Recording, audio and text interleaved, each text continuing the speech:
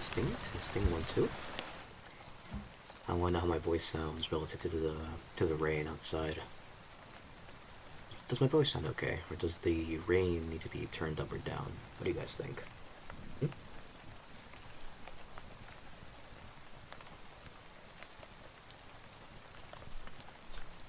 Let me turn these off. They're a little bit distracting. There we go.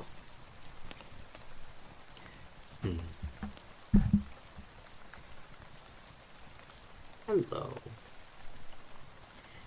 How does everything sound? Hi, Sluggy. Does everything sound okay, Sluggy? Does the audio sound alright? Does the rain need to be turned down or up, or... Because my voice is going to be relatively quiet for this.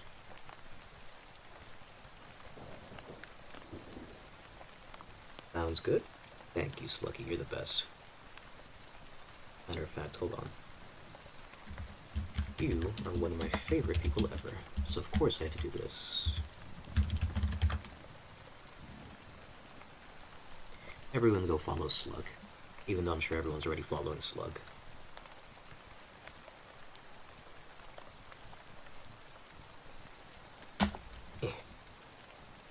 I should do it. I turn my ringer off. I don't want any buzzing while we do this. I think this is the first time that we've done a stream in the fireplace area with my actual model. Well, the other times it was my PNG tuber, but this time it's not. Hello, everybody. Hello, my Necronites. Yes, it's another secret stream. A stream that was never announced on the schedule. Oh lord, that's not too loud. That's better. A stream that was never announced on the schedule, but it happens anyway. There's a whole bunch of weird stuff going on. Today is going to be no different. Get cozy, grab your drinks, grab your popcorn, and let me tell you my little story here. As you can see, I got my book ready. Got some lads over there sitting down. Now, to me, there is nothing more beautiful than making a story for others to experience. Some time ago, I became a dungeon master for a D&D campaign. Now, this was like years and years ago. I was still in like high school at the time. And I remember my first group. We had this dungeon master that was taking us through this story, which didn't really seem to have much direction now that I think about it. But he took us through this story, and then one day he messaged me. He was like, "Hey, Necrovalis, I don't really have the creativity to take this story anywhere." And I was surprised. I was like, "What? Really now? So, why are you messaging me instead of telling everyone else?" Because there's like 4 or 5 people in this campaign. And this dungeon master told me that he wanted me to try being the dungeon master. He said he thought I was way more creative than he could ever be. And I was like, huh. Well, okay. And I guess I could take up the mantle. So, I spent a month building a story. And then I started being a dungeon master, of course. And it went pretty well. Of course, some complications happened, and many people quit because of time constraints and such. But everyone still enjoyed it. Everyone was still looking forward to it. Then, I tried it again. Same thing happened. Everyone enjoyed it, everyone was having a really, really good time, but life got in the way of many people. And When life happens, it just goes on and on and on and on. What can you really do, right? What can really be done about life getting in the way of stuff? Life is life. Now, you know what they say. Third time's the charm. For my third time, I realized that in the first campaign I ever made, there was many things that needed to be fleshed out. There was many things that could have been better, even if everyone was enjoying everything. And there was many things that no one got to experience because no one could ever get to that point. Because again, life got in the way, people had to go. So, I thought I'd pick up the old campaign, revamp it, rewrite it, and I guess sort of analyze it as best as I could. And this is how Whispers of Metanova was born. Now, Whispers of Metanova is the title of the campaign that I am currently the dungeon master of. It's been going on for a year and a half, I believe. Maybe even more than a year and a half. And it's a story that I hold really close to me because, well, I made it. A whole bunch of people make plans in their calendars to see me so I can tell them a story that they can experience. I think that there is nothing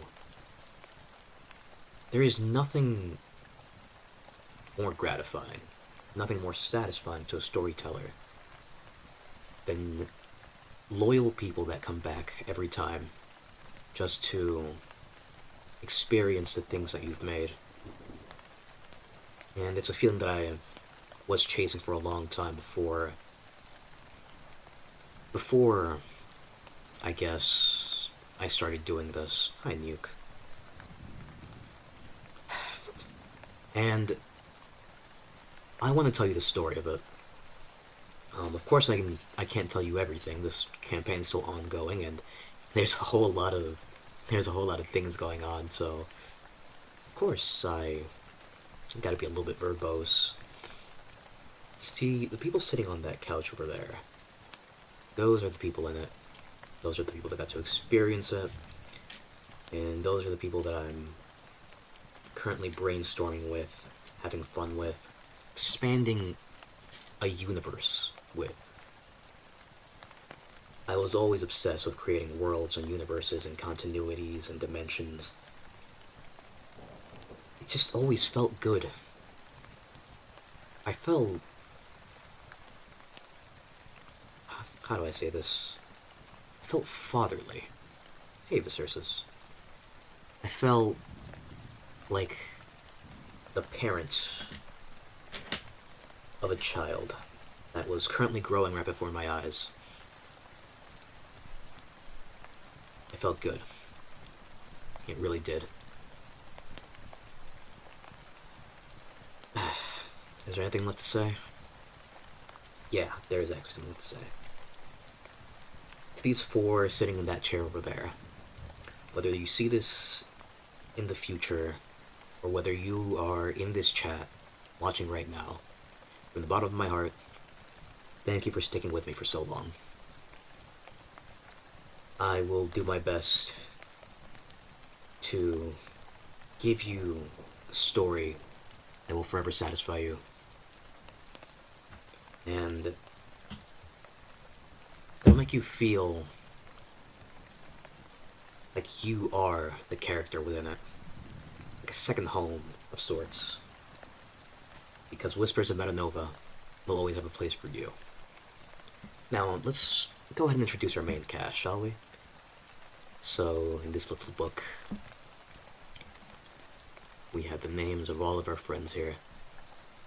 So first, we have this birdie over here. These drawings are just, I guess, dramatic recreations of these characters within this universe that I've made.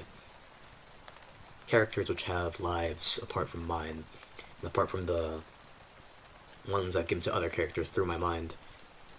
This right here is Cifrele. Now, I have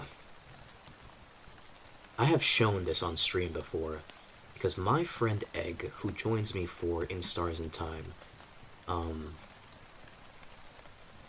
he has this as his makeshift Fugi. So let me just put this right here. Is this spelled correctly? Hello, Mitzius. How you doing? Cifrele. It's a hard name, so bear with me. Let me just make sure that I'm spelling it correctly. I'd rather not have this on screen the entire time.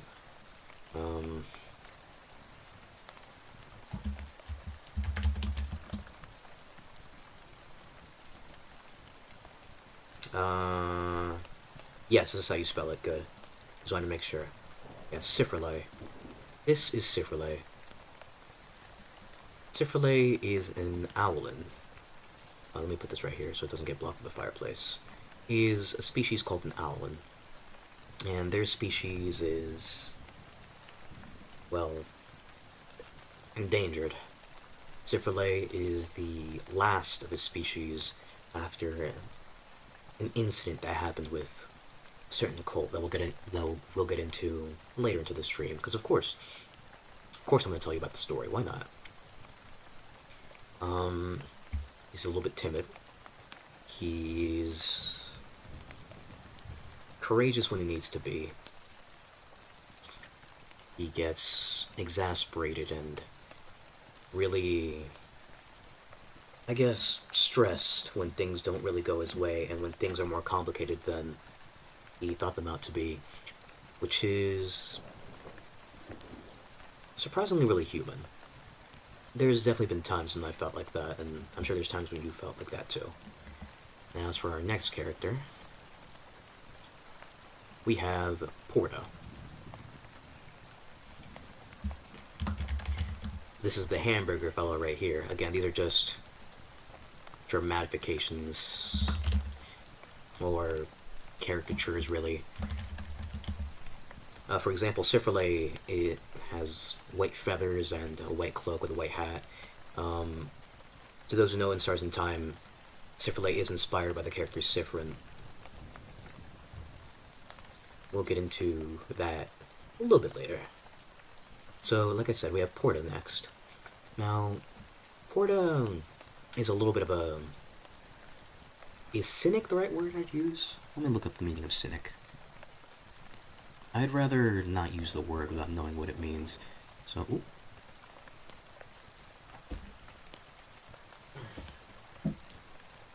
Excuse me for a second.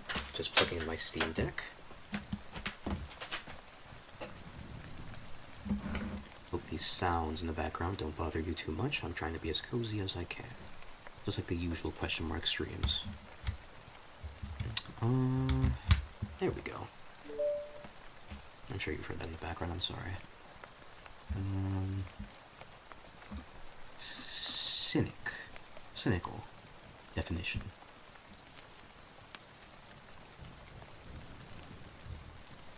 Okay. Okay. Yes, then I'm absolutely right. Porta is a little bit of a... At least at the start of the campaign, he's more cynical than he is in the future of it, but he's cynical. He's kind of selfish. He insults people a lot. And he's motivated by self-interest and self-preservation at the very start. Some of these qualities sort of, I guess, lessen over the course, and he starts bonding more with the party. But yeah, he came from some really deep trenches, and there's still some things that even I don't know because, like I said, the campaign's still ongoing. What can I say, huh? Yeah. He's a human. A human that can manipulate shadows to do his bidding, really. Like, for example, he has his own little shadow dimension where he can store things. And this ability is inspired by Jujutsu Kaisen, whether it be Sukuna or Megami. I guess more Sukuna than anything. But that's one of his abilities. One of my favorite characters of the campaign, really, because he always has something really. I guess, well, it's also funny to say, he usually has some depth. Though he's a little bit crazy in the head, all of these guys are crazy in the head, actually. He has said some really sound things and has kept people in check before. That's one of the things I really like about Porta. Now, this next character is a doozy. Why did I say that? I don't say doozy. Hi, Beanie. Thank you. Why did I type Beanie?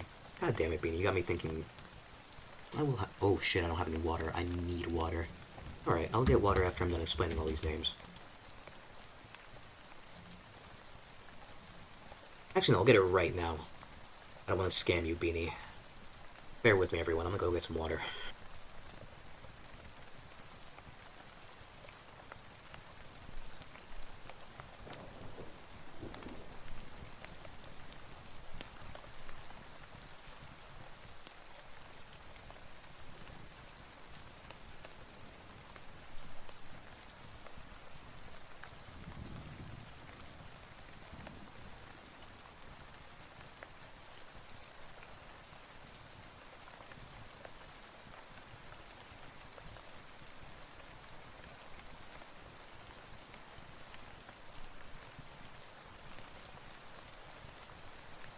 Stop panicking, I'm back.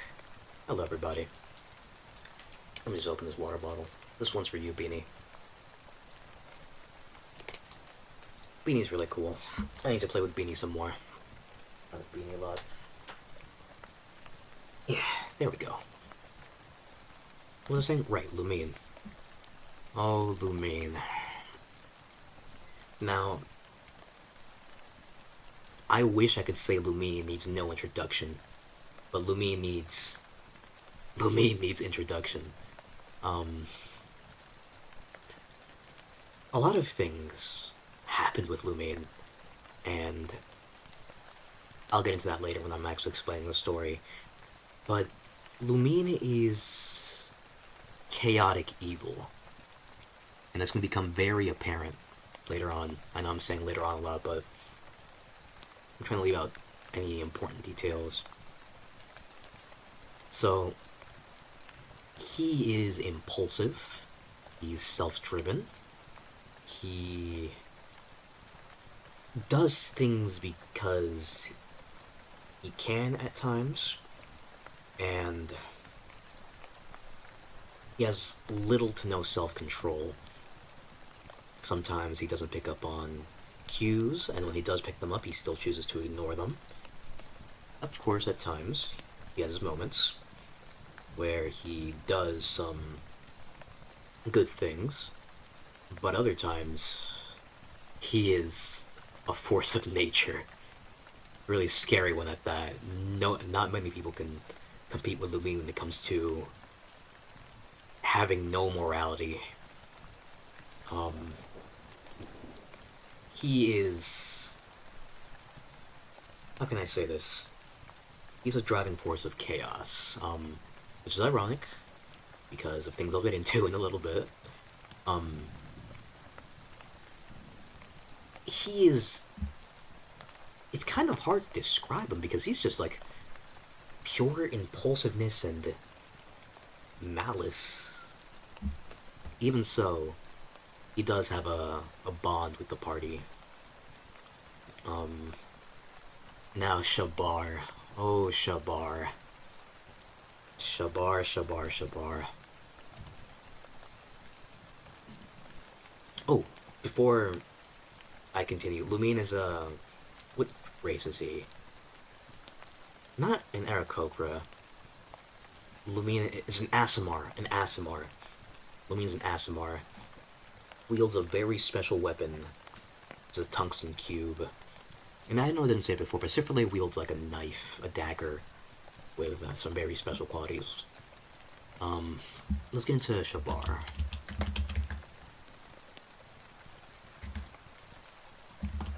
Shabar.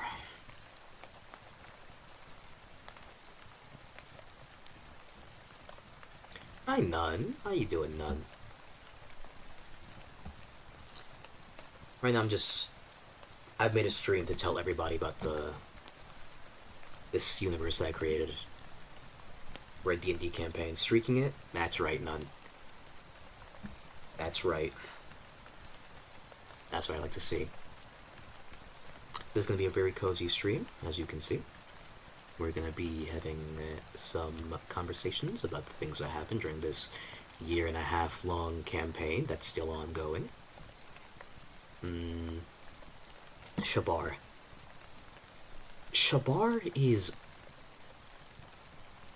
a wild card.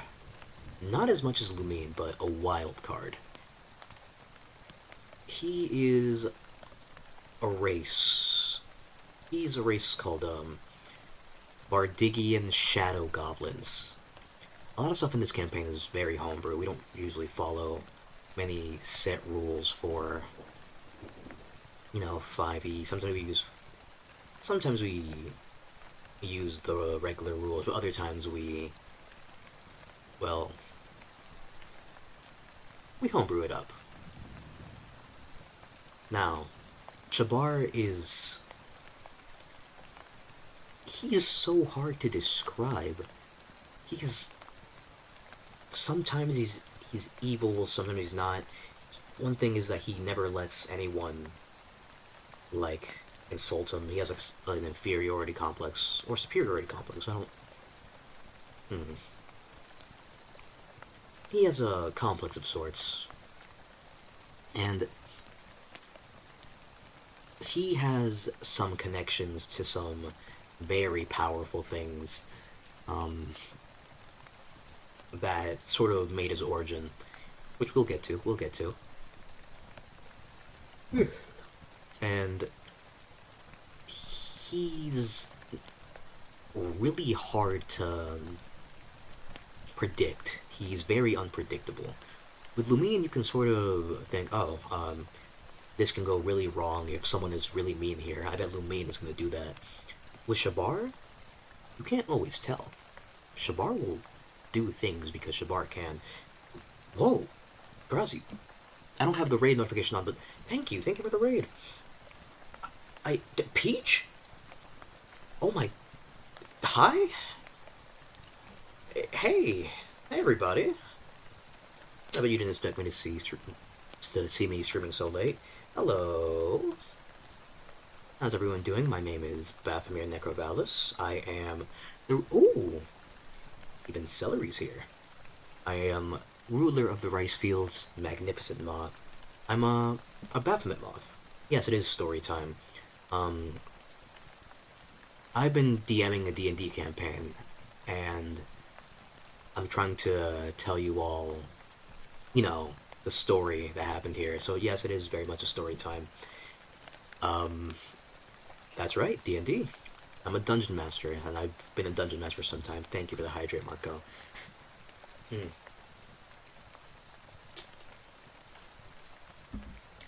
were just playing Baldur's Gate? Not the door, though. Hey, Malavacha. Guys, Malavacha is... Oh! Celery, Grassy, thank you for the follow. I'm sorry I didn't notice earlier. I don't have follow notifications on here because I gotta be a little bit loud. Anyway, Malavacha is my mod in chat, and Malavacha is actually Lumine here in this campaign. So things get really crazy. Yes, I'm a dungeon master. I've been a dungeon master for about 2 years now. With this specific campaign, Whispers of Metanova, I've been doing it for 1.5 years, and I'm glad to have you all with me as I tell you guys the story of some of the stuff that happened here. All of this is going to be off the top of my head, really. Did I finish talking about Shabar? I'm not sure if I finished talking about Shabar. Shabar, he's a wild card. He does things because he can. The final... Okay, I made it to Act 2 in Baldur's Gate 3. Nice. I played Baldur's Gate before, but I didn't really get too far because it was too time consuming with all the stuff that I had going on. It was still really fun though. So Shabar, he's a Bardigian Shadow Goblin, and he's being chased by this entity who wants to steal his butt.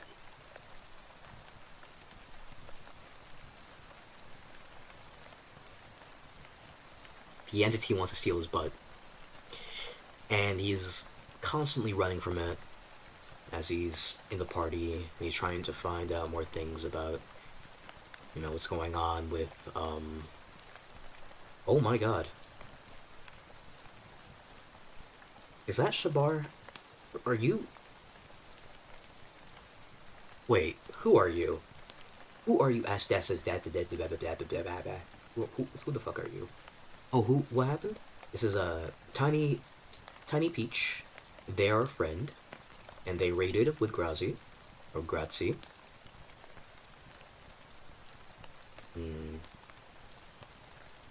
Oh, look at that!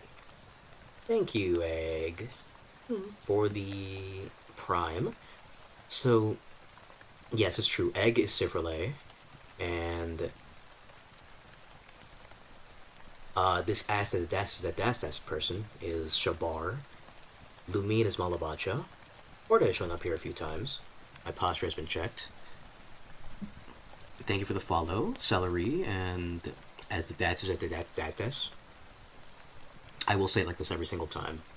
Hello, everybody. Thank you for joining me on this quiet night. Yes, I will hydrate. Thank you. Yes, I will stretch. Thank you.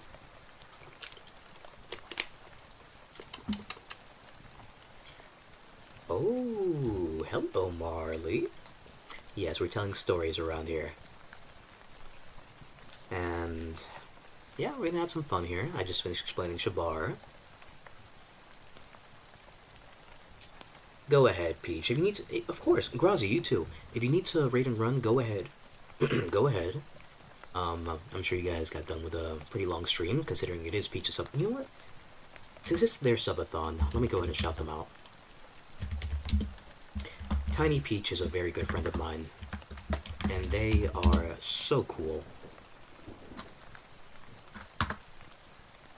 Please follow Tiny Peach. I'll shout out Grazi afterwards. Grazie. Hello, Marley. I'll shout you out too, Marley, just a little bit. You just announced your stretch goals? Ooh, I'll have to look at the VOD for those. Okay. So, I believe it's time we start the actual storytelling after we've introduced our main cast here. We've already introduced all of them. We have Cifrele, we have Porta, we have Lumine, and we have Shabar. And I am Baphomet Necrovalis, the Dungeon Master. Shabar on top. You had funnel cake, ooh. As a matter of fact, you know what I'm gonna do? I have an idea, let me do this real quick.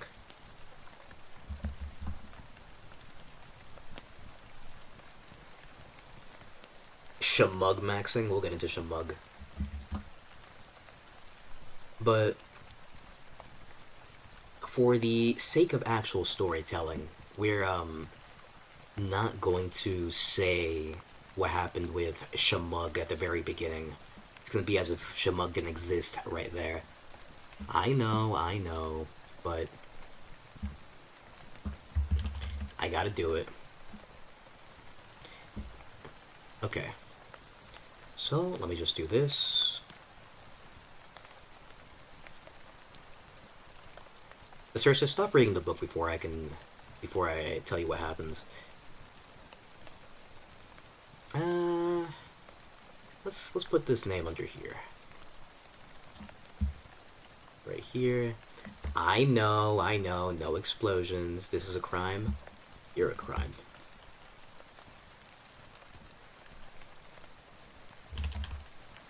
I need you guys to be on your best behavior during storytelling. Yeah, exactly, too loud. That's it right there.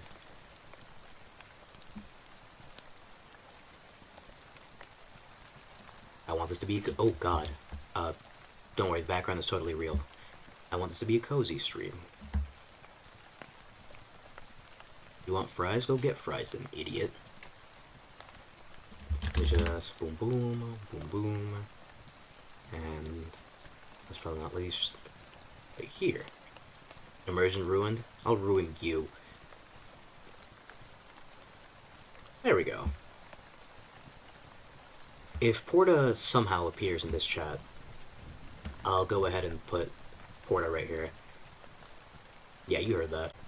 Anyhow, now that we have these names under these other names, I believe it is time that we begin? I don't think I want to have you guys on screen. That's right. That's right. Story's still being written, more is to come for our characters, especially mine. Since I live in now, there are things I have yet to share with Necro, I've managed to flesh out Sifrele, his character, and more depth things about his race and culture. Eventually, never, maybe. Okay. So, how do I want to start this? Okay. So, it all starts in this town called Ekarak. Let me get a text thing over here. The tavern talk will never come.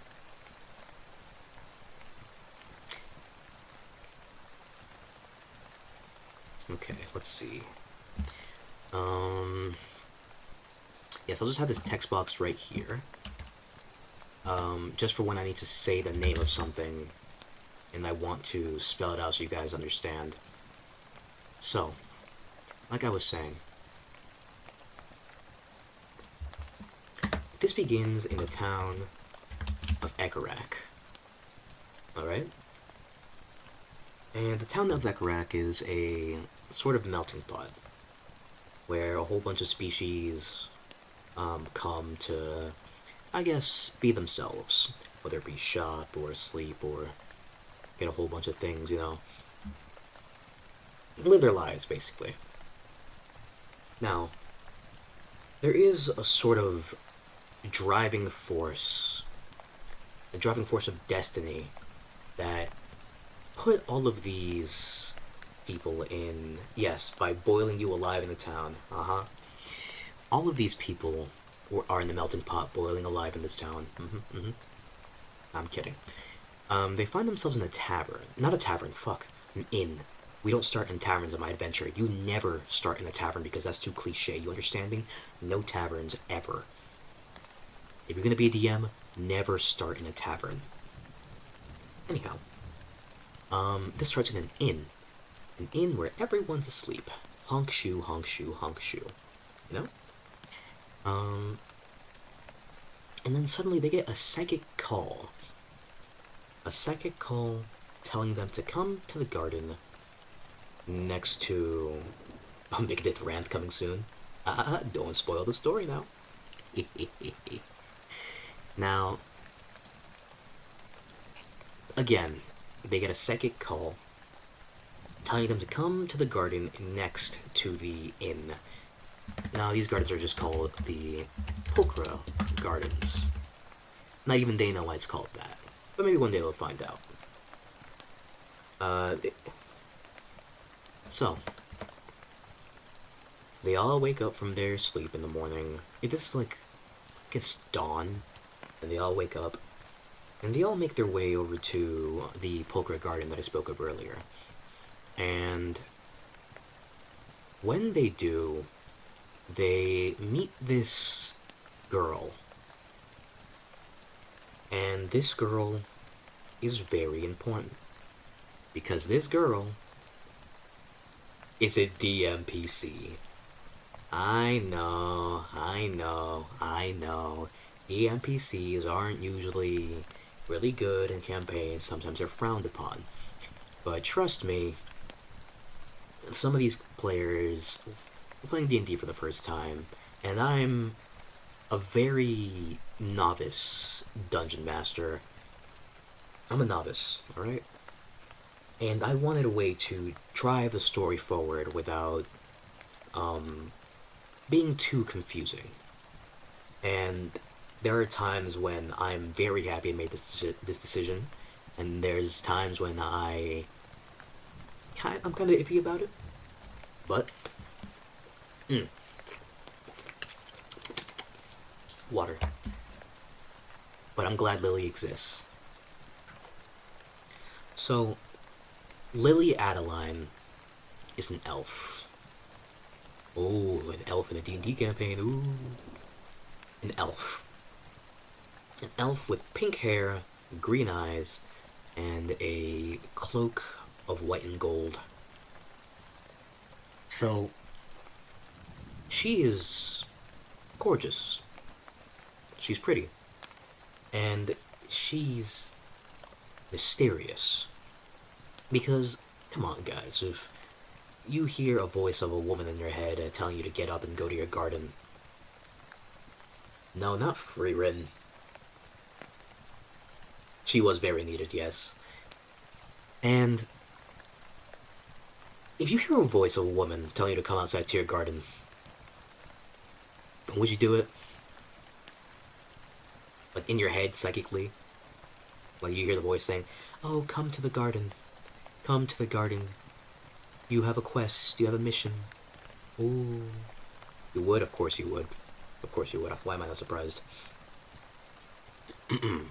So, they all go to the garden, and they all meet up with Lily. And, of course, they don't know each other. So they're like, "Oh, who the fuck are you? Who the fuck are you? Who the fuck are you?" With a knife? Fair enough. "Why are you here? Who are you? Blah, blah, blah, blah, blah, blah, blah, blah, blah, blah." Ah. That sort of went on with Lily. And she told them a tale. She said that a long, long time ago, let's say about 100 or so years ago. Go ahead, Agrazi. Thank you for joining here. Thank you for writing into me. You're very appreciated. And have fun playing Baldur's Gate next time. Good night, Grazi. What was I saying? Right. Like about 100 or so years ago, Lily Adeline was in a village. And in this village, everyone was elves and such. And then they got attacked by this overwhelming force of chaos. And this force of chaos is a chaos god named Metanova. Ooh, look at that. Ooh, Whispers of Metanova. Ooh. And for those curious, this little symbol on the bottom is the symbol of chaos. So, Metanova. Metanova attacked the village, killed all the people in her village, and left Lily with a very large scar on her chest. You know, they call it Whispers of Metanova, exactly. And she was left with a very large scar on her chest, and she was cursed. And this curse made her fall asleep for 100 years, and then wake back up. And now she's here to avenge her people by slaying Metanova. But to do that, she needs some help. So, she used her psychic abilities to call people with the greatest potential. Ooh, potential. Ooh. Hello, Gogeta. Pleasure seeing you. So Lily... I'm telling the story right now. Lily used her psychic powers to draw out the people with the most potential. And the people before her right now... Sifrele, Porta, Lumine, and Shabar. That's right. These are the people that were in the inn. Well, four of the people at least. It's an inn, it's big. People are sleeping there, of course. Adventurers, Adventurers Guild, blah blah blah. All of them of varying origins. No, not the police. We will eat the police, thank you. Nom nom nom nom nom. People of varying origin. She told them the story, and she was like, "Hey, Metanova is going to return soon, at some point, and we need to destroy her. And it took some convincing. It really did. For Lily to get them all on board. But they all had their goals, and somehow, at some point, their goals intertwined. Hey, this adventure can make me stronger. This adventure can make me rich. This adventure can make me find out the truth of what happened to my people. Blah, blah, blah, blah, blah. Like that. And then they started preparing for their adventure. So they went out, they started going to shops and such, and a shop in particular is this shop called Knickknacks for Naught. Let me go ahead and type that out so you guys can see it. Knickknacks for Naught. Let me just move this back over here. Let me make this smaller, actually. Which means, I guess, sort of like a dollar store. I think that's... It's like a dollar store in this little area in Echorack. Knickknacks for Naught. And this shop had all sorts of things. Some armors, a couple of weapons. It's a general wear store, really. And it was run by a Knickknacks for Knock? No, that wouldn't make any sense. Yeah, the dollar store, exactly. Because not, I guess, it means nothing. So knickknacks, things for nothing. So, dollar store. And it was run by this shopkeeper named Steve. Steve was a dwarf. Steve was a dwarf. A dwarf born from a father who was also a dwarf, and a mother who was sort of a giant. Not really a giant, what's it called again? Really huge,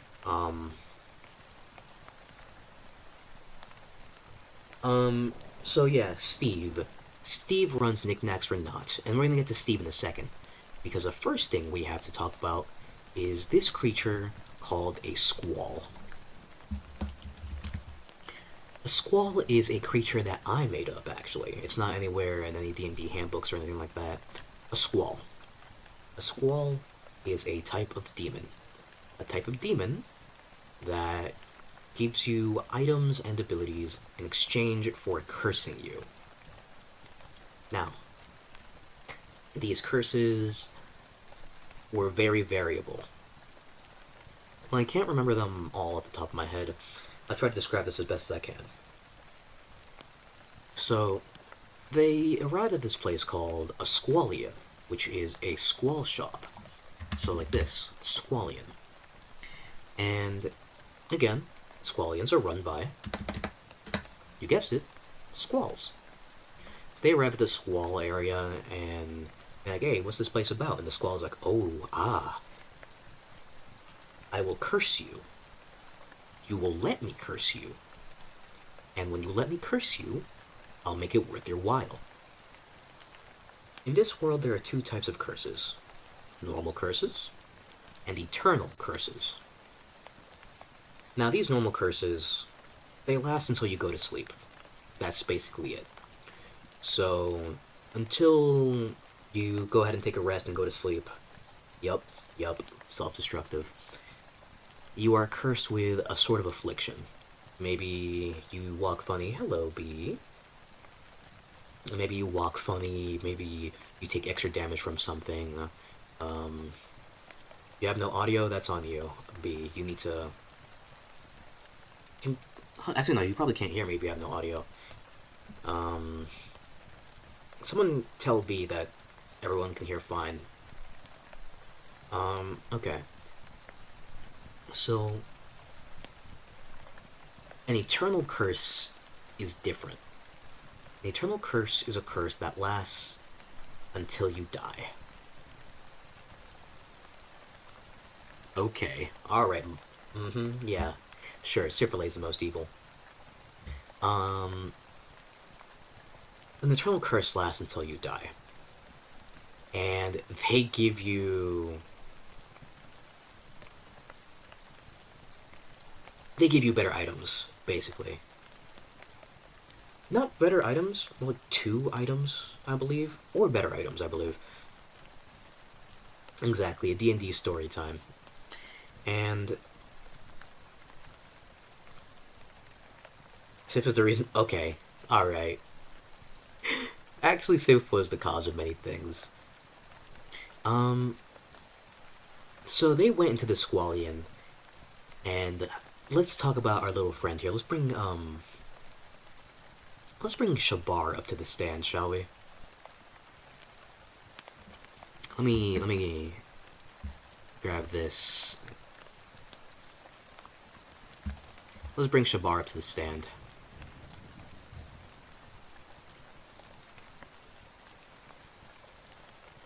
This is our friend Shabar. I've already introduced him. He's a Bardigian Shadow Goblin. And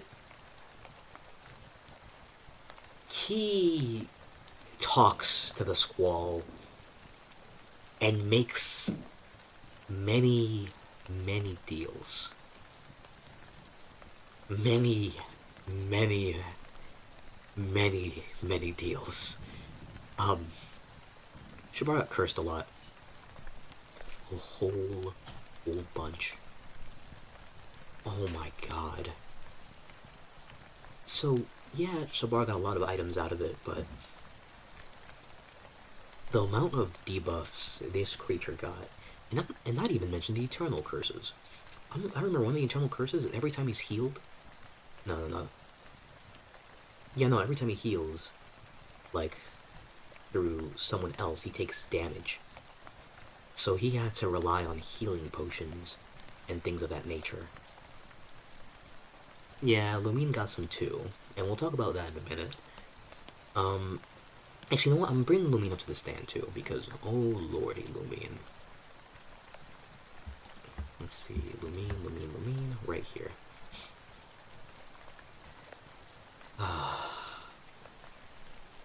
Okay. Eternal curses, normal curses, they got them all. It was very scary to see, because I knew that would make a lot of complications. Lumine, what a kind soul? Hell no. And Shabar became the Squall's favorite. And Lumine got some eternal curses as well. I remember one of the curses being every time Lumine took damage, Lumine just spewed acid everywhere, just a whole puddle of acid around him, which was very detrimental.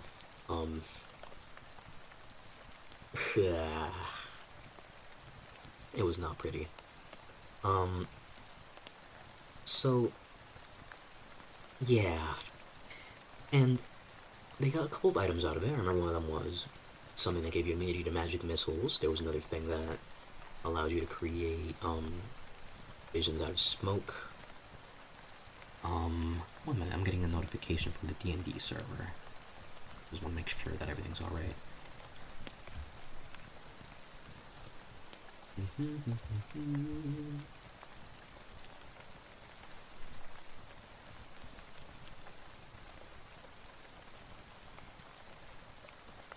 Ooh. You know what? Okay, listen, you three in chat. If you're down to hop in the VC right now, so you can help me tell this story, I would definitely do that. However, you need to keep it down. This is a cozy stream, alright? Am I understood?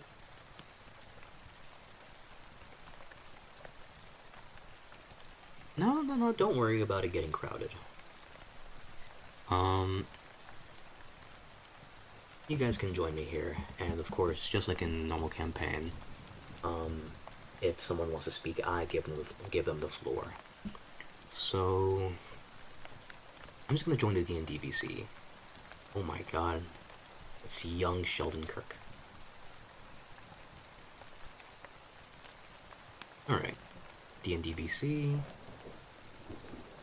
join. You guys aren't heard yet, so don't try to speak yet.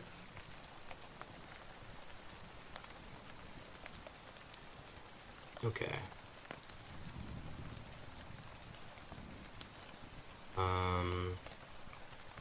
Right here. And... okay. So, let's give this a test. One of you unmute and please speak. Hello. Okay, let me lower your volume a little bit. Hello, Silverlay. Hello. This is the voice that I use for him. Yep. This is our little birdie friend right here, Silverlay. Yes. I'm glad that I got you guys in here. Yeah. And if I may say, just as a little treat, the reason I gave him a voice like this is I was imagining how different a bird folk's vocal cords would be from the usual ones you'd hear with more humanoid folk. So I thought it'd be kind of... I don't really know how to describe the voice that I give, but just more like this. Like... I don't know. No, it makes sense, alright. So I'm glad to have you guys here with me because, of course, I'm not going to be able to remember everything, and you guys are the ones experiencing this story.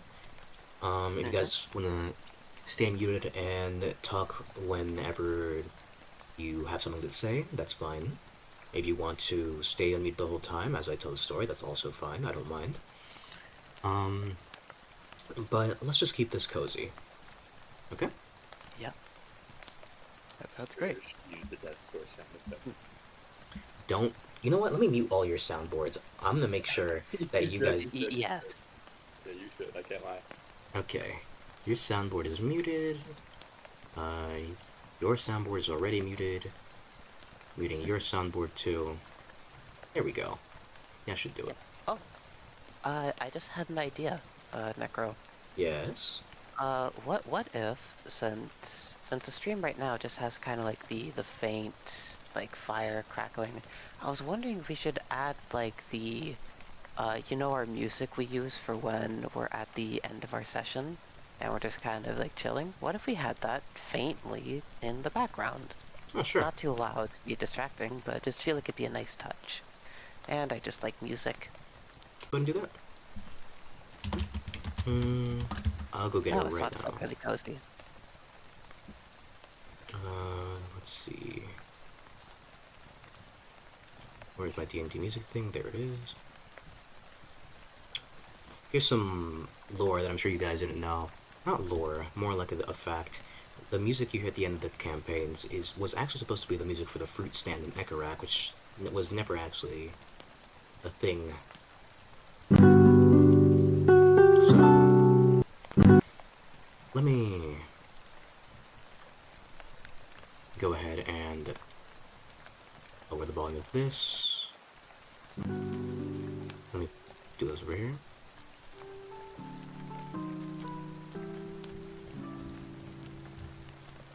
Okay. Now, here's what I'm gonna do. Add a new text right here. BG Hollow House.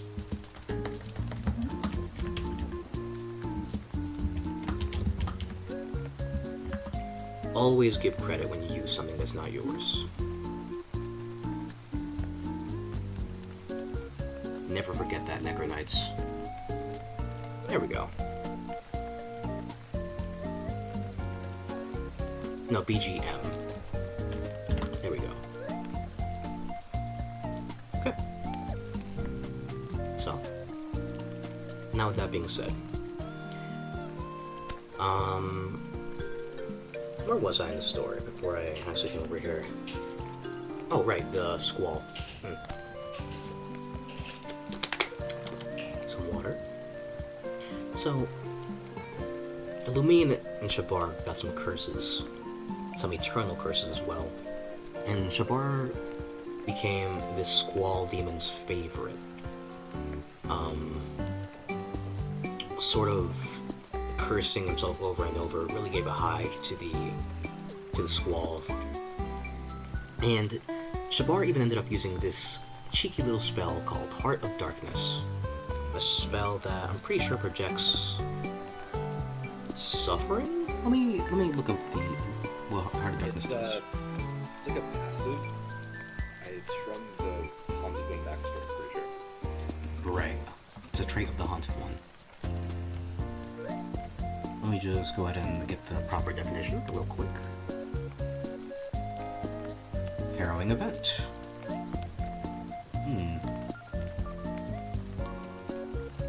Alright.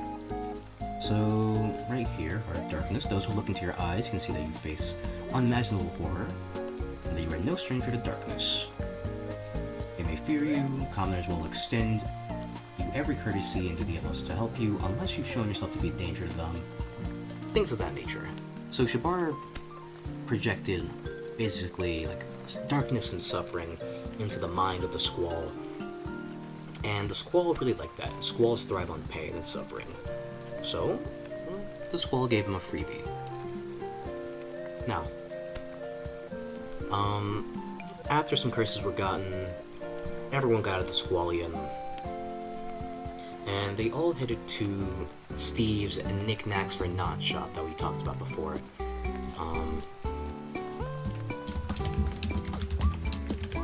Now, I explained before that Shabar never lets himself get taken.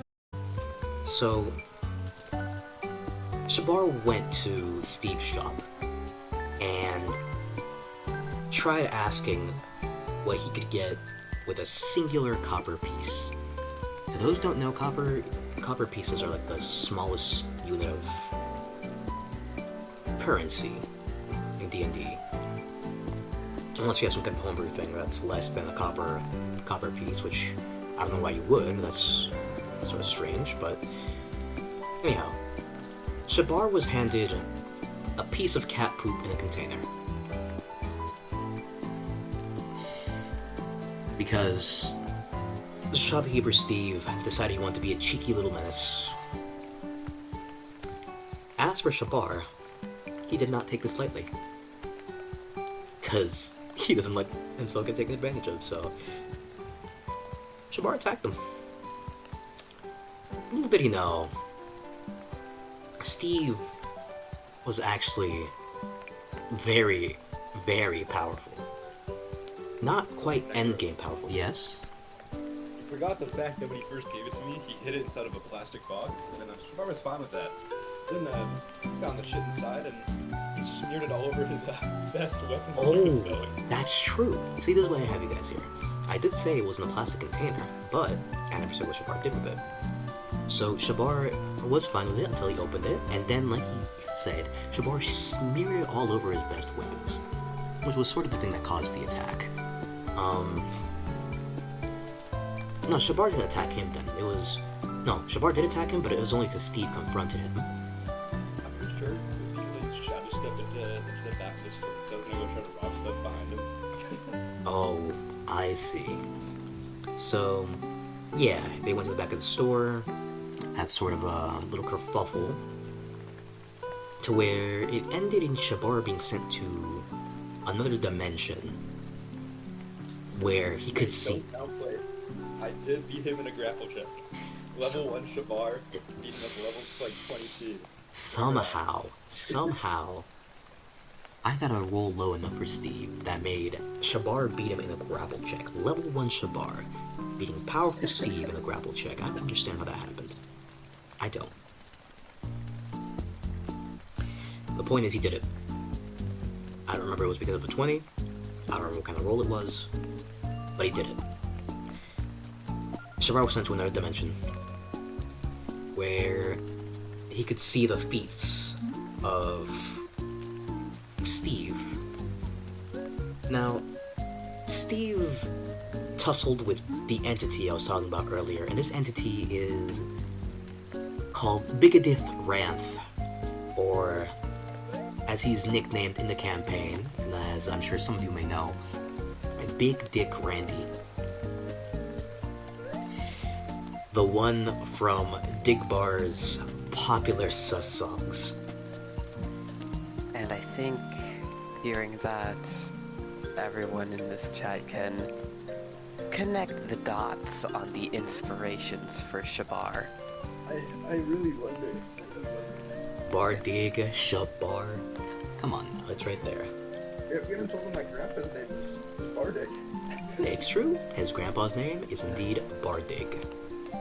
Oh, and I think it should be mentioned, as I feel it's rather important and everyone in here will come to see.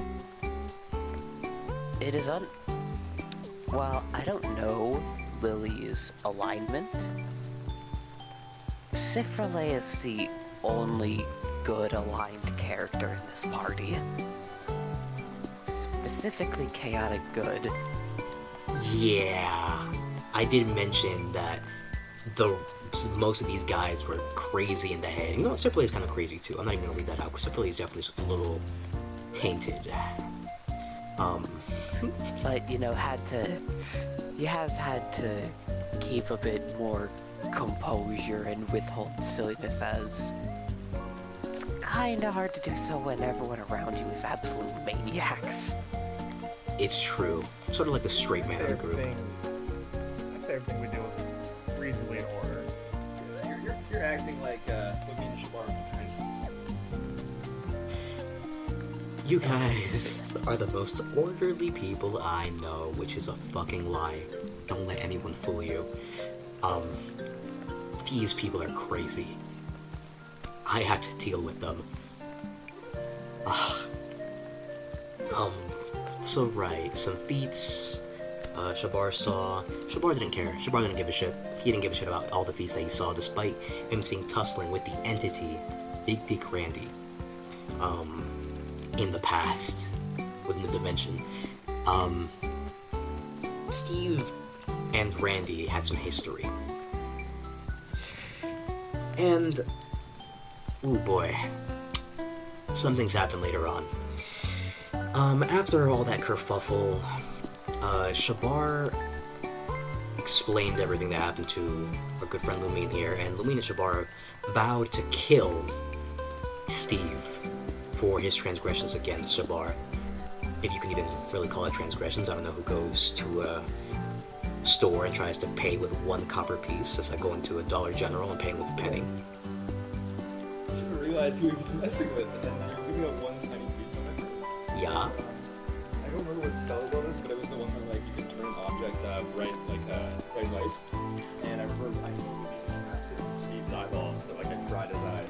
You actually, Shabar has an ability that makes him able to turn really tiny to fit into things. And Shabar went into his head and cast this spell on Steve's eyes from the inside. And this, while it did blind Steve for a second, Steve started laughing and yoinked Shabar out of his head and just let him go. It was quite the scene.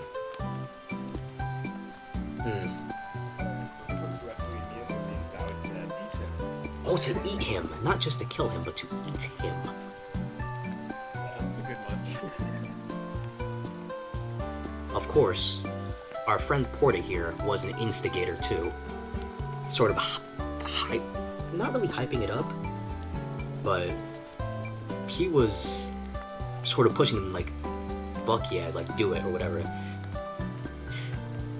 Oh boy.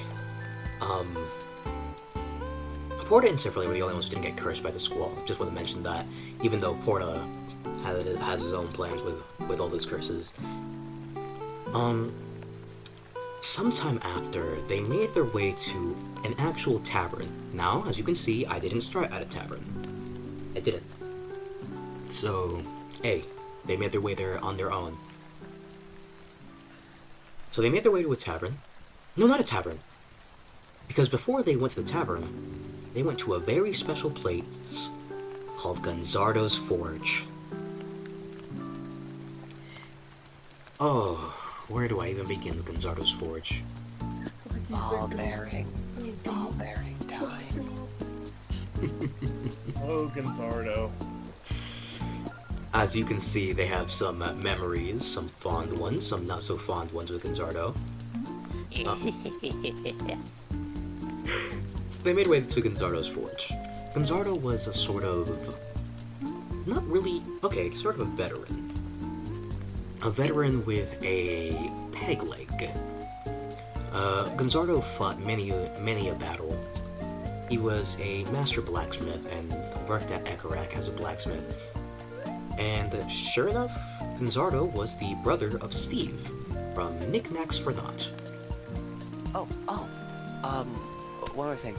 I think it's important to mention, the peg leg isn't just a normal peg leg, it's a peg leg with a sword instead of just a stump. No, Sif was doing one thing wrong. Is because Lumine cut off his peg leg and then you put a sword in his leg to Orifarm. That's true. He did do that. But you were right though, it does become a sword.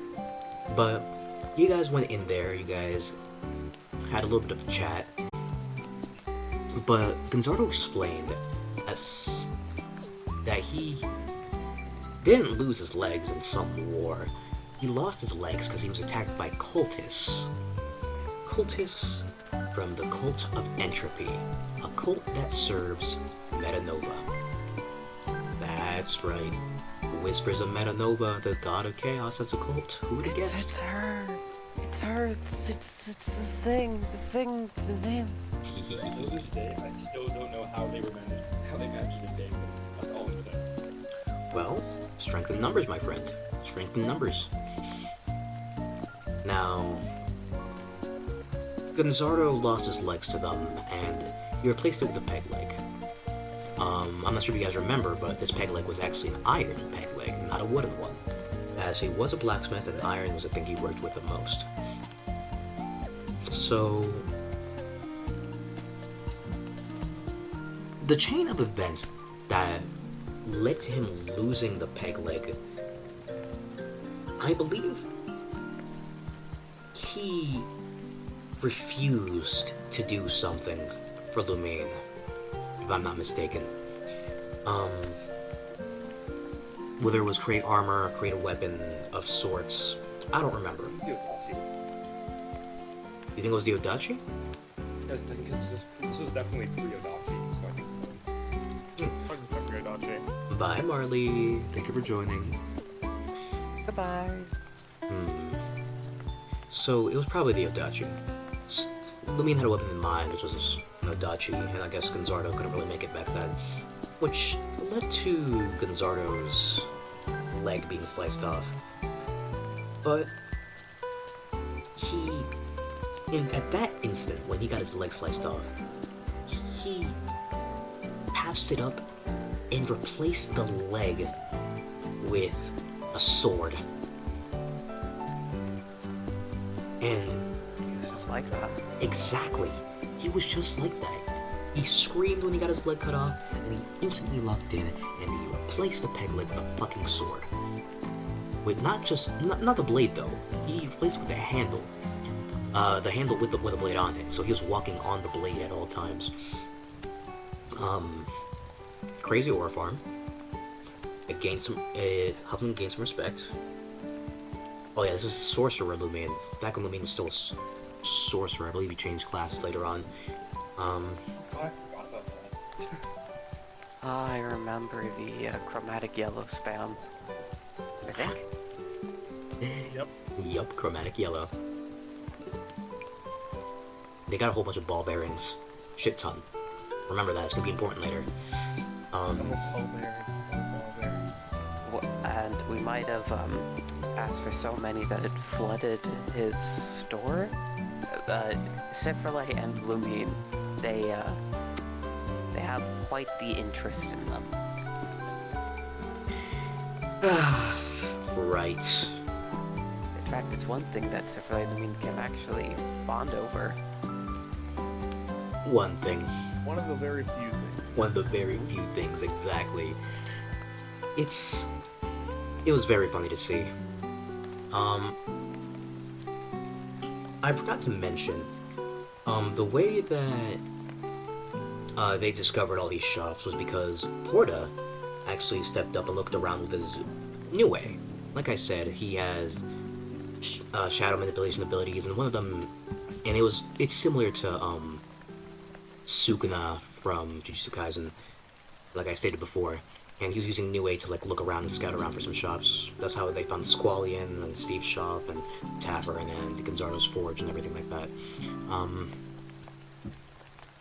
So, like I was saying, they got a whole bunch of ball bearings and they got some information from Gonzalo, and then Cifralay asked Gonzalo for... No, was that later on, or was that here where you got the powered up dagger? It was here, actually. It was here. No, you're right. So Gonzalo went into the back of his forge, and he forged a very peculiar and strange dagger. A dagger that could cut through concrete like butter. It was very powerful. Yes? I should mention, Cifralay specifically requested this as more of an upgrade to his dagger than a whole other weapon, as it feels important to mention that Cifralay has started with a dagger of his own that had a special handle that was carved for him for one of his birthdays by his family. And he's kept it near and dear, and he wanted the blade upgraded but the handle to stay the same. And this will be important for when it is handed to him. Now I'll let you continue, Necro. Thank you. That's true. It's absolutely true. So, this weapon, this dagger, again, it could cut through concrete and steel like butter. It was very, very powerful, and no one really knew why at the time. It was revealed why later, but we'll get to that. Now, they went ahead. Yes, I am posture checked. Thank you. Fuck you. So they left the forge, and now it's time for the scene with the tavern, because this is where things started going nuts, I believe. Yeah. So they went to the tavern, they ordered their drinks. They did some really nice dap-ups, by the way. They dapped up like really, really nicely. Made some... I think it was like 2 daps in a row that were like really, really good. Me and Lumine at the tavern before happened. Right. Lumine and Shabar. Those are the 2 that were dapping up. Yeah. And, you did forget to mention that Gonzalo, when giving the dagger to Cifralay, actually accidentally dropped it, and to show how the blade could cut through stuff, it started sinking into the ground like if you dropped a lightsaber on the floor. Exactly. This was before the Rick and Morty episode 2, by the way. So... Yeah, so, they stole it from Necro. He stole it from me. He stole it from me. Yeah, and Cifralay scrambled to grab it, but, narrowly, avoiding it being lost forever, and, he freaked out about that. Yelling at Gonzalo for a second. Just being all real panicked. Exactly. Which was short-lasted, but, still a bit of a freak out, which was foreshadowing for what I had in mind for this. Exactly. Now the floor is back to you. Sorry for interrupting again. No. In fact, I welcome it, because there's some things that even I don't remember. That's why it's nice to have you guys here. So, Sure. Again, yeah, it fell, it sliced through the floor. Yeah, that's just to showcase how very, very sharp it was. And it kind of showcased its magical quality of being able to cut through most things really easily. So, in the tavern, some dap-ups and such. And then Lumine went to change the station that was playing on the music box. And it was like a sort of taverny, like ba-da-ba-bum, ba-da-ba-da-da-dum, ba-da-ba-ba-ba-bum, until he changed it to Wizard FM. where they were playing Imagine Dragons. And Lumine said, fuck no, we're not listening to no Imagine Dragons on the fucking station. Next station.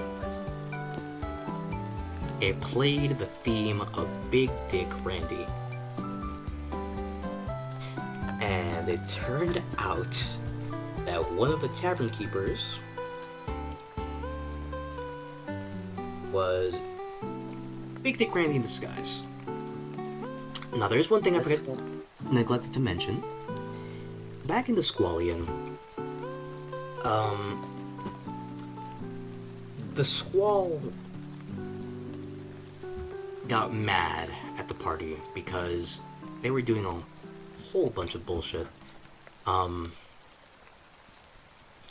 don't quite remember the chain of events that led to the Squall getting angry, but the Squall was about to curse Shabar and the rest of the party until Big Dick Randy appeared out of nowhere and ripped off the Squall's ass. Necro, you're very close, but you're forgetting the fact that he took him into an alleyway. That's true. That's true. So Big Dick Randy pulled the Squall into the alleyway and ripped off its ass. It was gruesome. It was terrifying. Now, back to the tavern. Big Dick Randy appeared. And Steve sensed the presence of Big Dick Randy. Now, there is one thing I think I forgot. Yes, there's one thing I did forget. Because before they met Randy, Shabar and Porta went on a little solo adventure where they met this jester. Now, they didn't know the jester of this name. The name of this jester back then. The jester of this name, goddammit. Back then. But this jester's name was Potico. And this jester was having a show within Ekarak, and he was entrancing people to stay here and watch the show within this little cube of space. And he was forcing them to laugh with Tasha's hideous laughter and everything like that.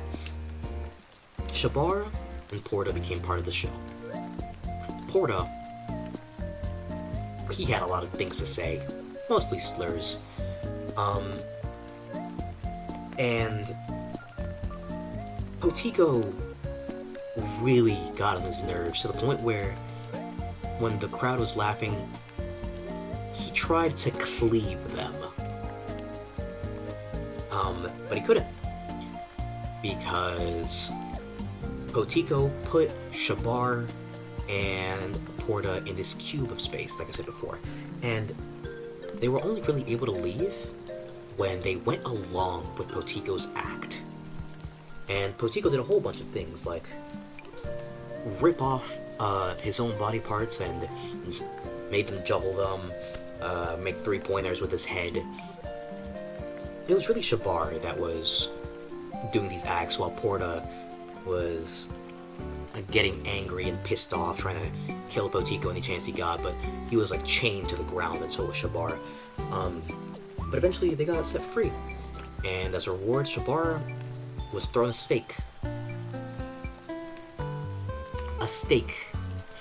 And became one of Potico's favorite little thingamajigs.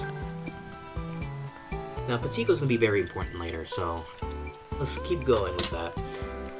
So Randy appeared in the tavern. Now, really up close and personal with everyone. And then Steve sensed Randy nearby.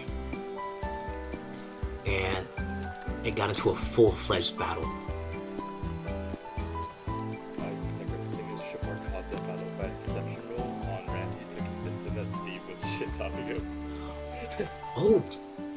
That did happen, didn't it? Yeah. That's true. Randy was rage baited by Steve, and Randy was like, wait a minute, isn't that my old nemesis? Not really nemesis, but like enemy, my old enemy? Hell no, I'm not gonna let that happen. So that's what caused the battle. So everything fell into chaos. Meanwhile, Potico came out. And Potico was carrying some slaves. Slaves that had these things called torture masks.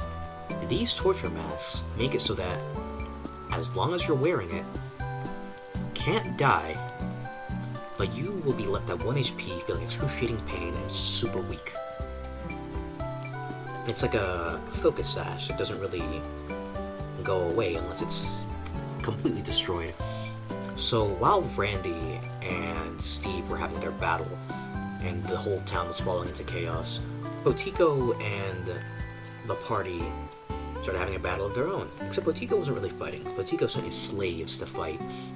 So they were fighting these poor women wearing torture masks. And then, when the women were absolutely destroyed and defeated, they took the torture masks and they saved them. Then Potico jumped into the fray. And Potico used a sort of domain expansion.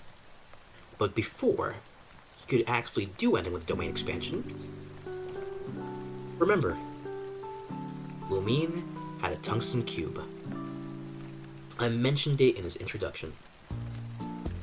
So, while Potico was rage baiting Lily, saying that she was a feather duster with all her pink hair and everything, they spread ball bearings all over the ground, and Lumine slammed the ball bearings with the tungsten cube so hard and so powerfully, because the tungsten cube was also like empowered by magic, as Lumine was a sorcerer back then, that it blew up all of Ekarak. It's raining bad? Aww. Just sit here and listen to my stories, B. It's gonna be okay. So. Oh, you're on your way home? Nice. It was terrifying. This explosion caused so much devastation in Ekarak. It didn't stop the fight between Steve and Randy, but it really, really destroyed Ekarak to the point where it was a large crater. Like a destroyed Hidden Leaf Village level crater. And so much devastation. And Porta was looking at their battle in the sky. And he decided to use his new way to get closer to the battle in the sky so he can see it. With a camera in his hands, he's like, oh, they not gonna believe this. He's just recording everything. Before we continue, Yeah? I felt important mentioned to explain how everyone survived that enormous explosion. I didn't even mention that. Yeah. This enormous explosion was survived because of the very same torture mask they got before. Shabar used a dodge so effective that he kind of dodged into a separate dimension. Natural 20 dodge. So, Tiffany, what did you do again? I flew up to try and get away and expanded my wings out to use the blast to more of knock me back instead of kind of being submerged in the fire orb that is the basically nuclear bomb. And it was described. You described it as he was launched into the stratosphere. Yup. Because I remember from your plan was you're planning on using the updraft to try to get away from the explosion, obviously so taking heavy damage but not the brunt of it. Yeah, exactly. Thank you. Yep. That is exactly what happened. He came down eventually. Eventually. Lordy. But Porta put on the torture mask. How did Lumine survive? Did Lumine also put on torture mask? Because there was 2 slaves. No, Lumine, do you want to say it? Oh wait, You know, I wasn't it? honestly forgot. It was no, it was because of Death's Door. Your passive. Oh, I did drop it. Those who play Darkest Dungeon. You want to know what Death Door is?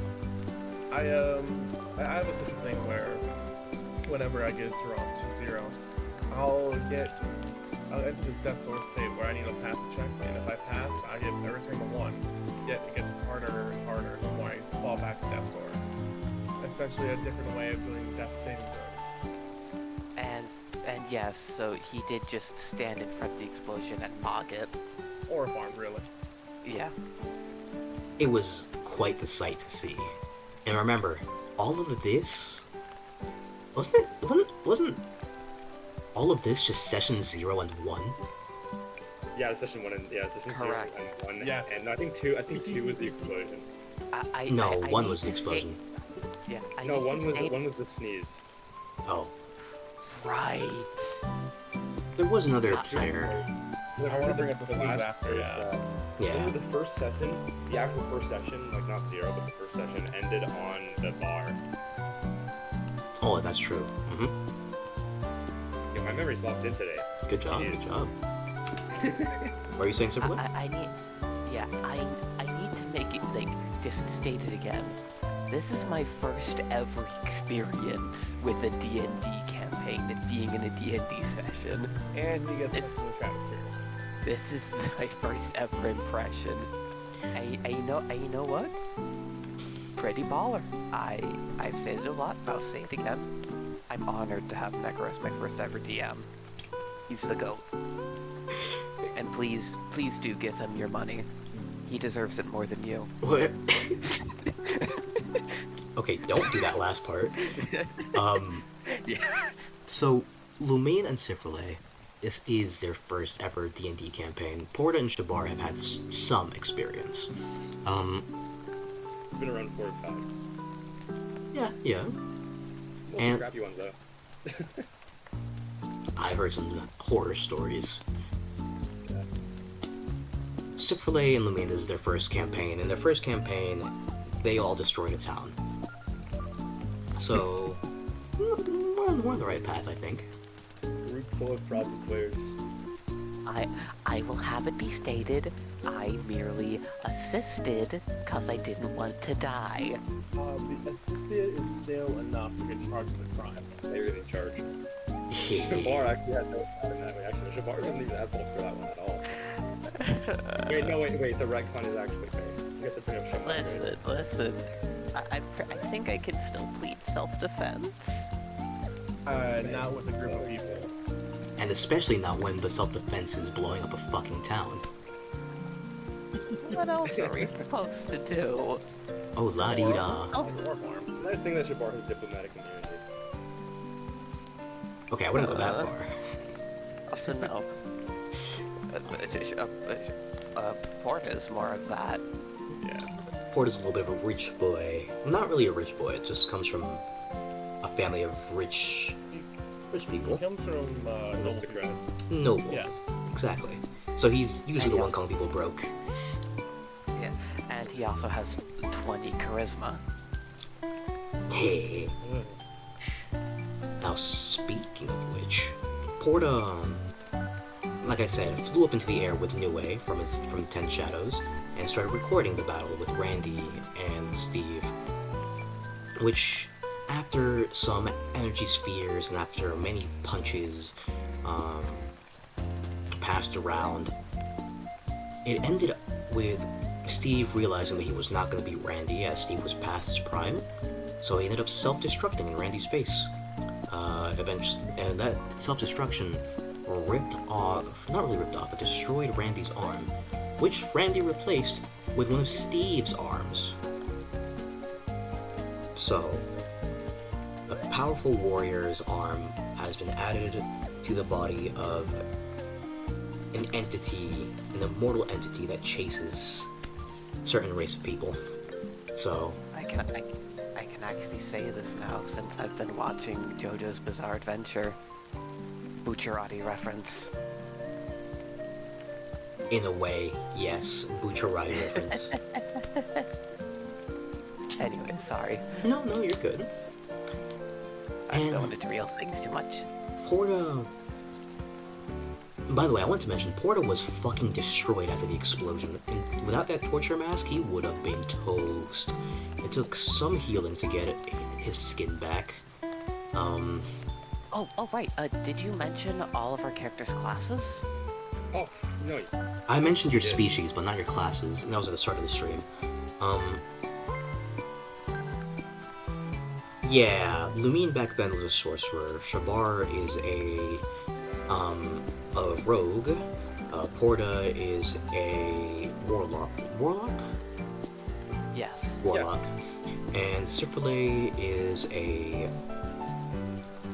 it's a cleric. Rogue cleric hybrid specifically.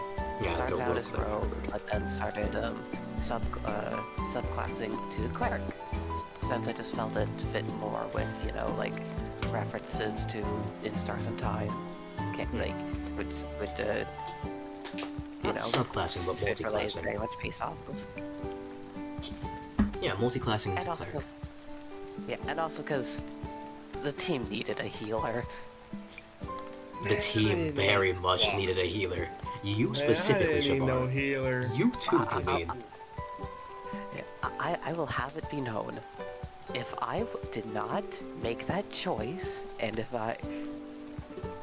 this campaign would have been dead long ago.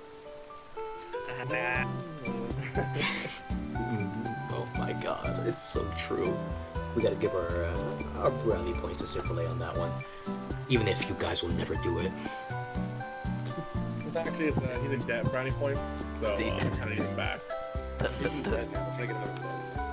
The cleric abuse that is one of the bosses that we fought recently. You guys know the one, but I can't say. Can't say. Of course, we're not gonna say the entirety of everything that happened in this stream, but we are gonna go. We're gonna go into it a little bit, and then maybe some other time we can pick this up again. But let's keep going, shall we?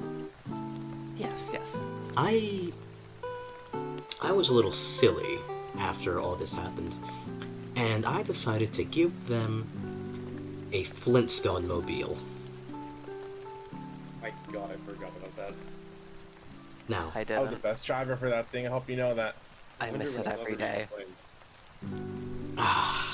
that Flintstone mobile. After the defeat of Botico, because after Botico was blown up, his body was destroyed and his essence was shot into the stratosphere as well. And they were left with a playing card. A playing card that was a Joker card. And this Joker card, no matter how much they try to destroy it, it would never be destroyed. They ripped it up and it just formed again and it was back in their pocket, blah blah blah. And every time they try to do some silliness with it, some sillier things would end up happening. For example, I believe it was put inside of a shoe, and I think it was Lumine. Lumine felt this thing in the shoe, and it turned out to be a gold coin. And when Lumine pulled it out, it blew up into confetti. Just a bunch of Botico shenanigans. So they kept the Joker card with them as they went. And then Lily started to explain their next objective. Their next objective was to get their hands on a very special artifact known as the Vial of Dreams. Now, this Vial of Dreams is a very essential part of the campaign even today, because it's a metallic liquid that solidifies and turns physical things in their minds into real things. For example, you pour the liquid out, and in your mind you imagine the shape of an apple, and this liquid becomes the shape of an apple. It's not edible, but it's formed nonetheless. Okay, well, it is technically edible at a cost. There's no harm in eating it until you were trying to make something. And let's say if you try to make a yacht, you might have the yacht be made inside you. Exactly. You try eating that and it does not end well for you. So the Vial of Dreams, Lily needed that they would need it for, well, whatever the hell you would need it for. Vial of Dreams is just fucking useful. You can turn it into a ship, turn it into a submarine, turn it into a hang glider, turn it into like a couple of beds, a little house. It's a useful thing. You know, we only really recently started using it to more of its potential in fights and whatnot, like making cover and whatnot. Since often we just use it for traversal and long rests. It's true. It's very true. Yes, we all are bums, and yes. Who's us? Who's us all? I don't.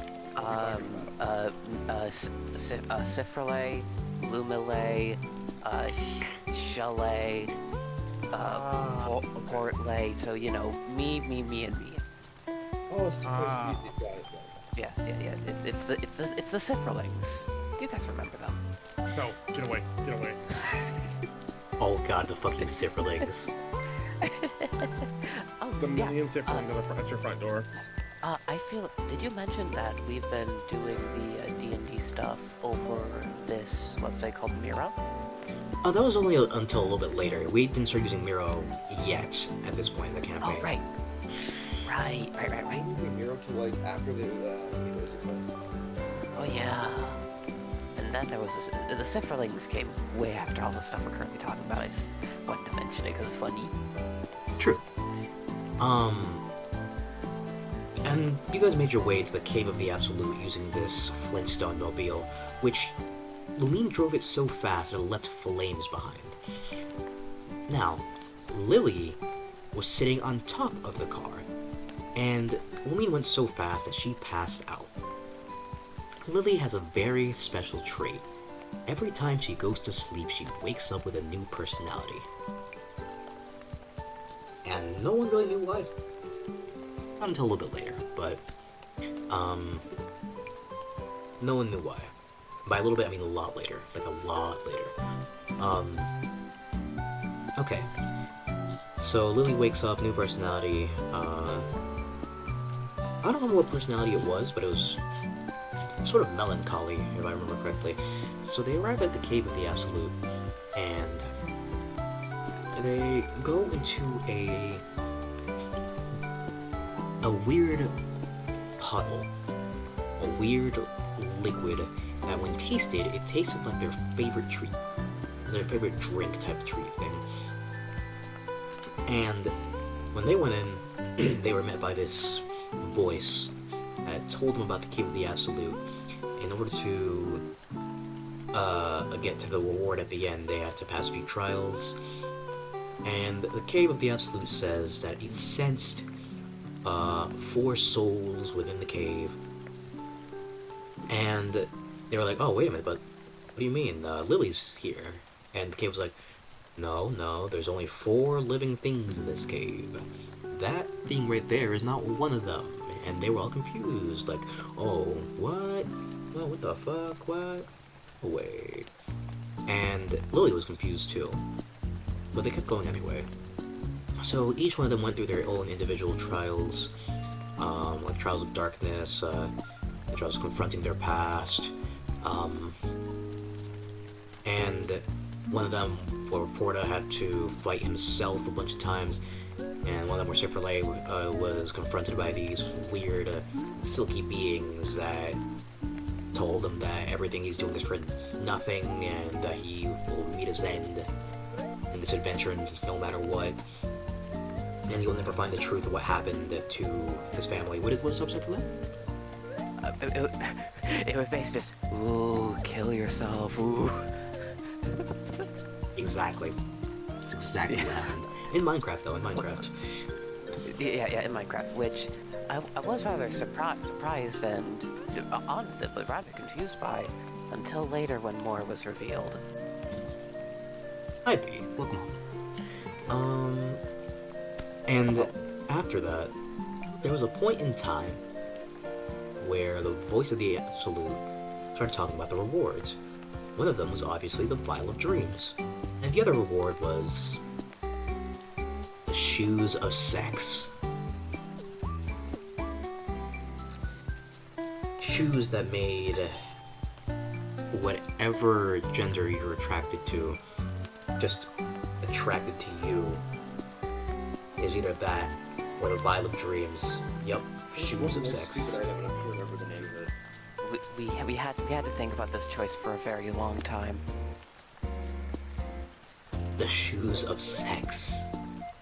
God, those stupid things. I forgot, there was another third thing, it's true. The Arcane 90s, wasn't it? No, the Arcane 90s came a little bit after. Okay.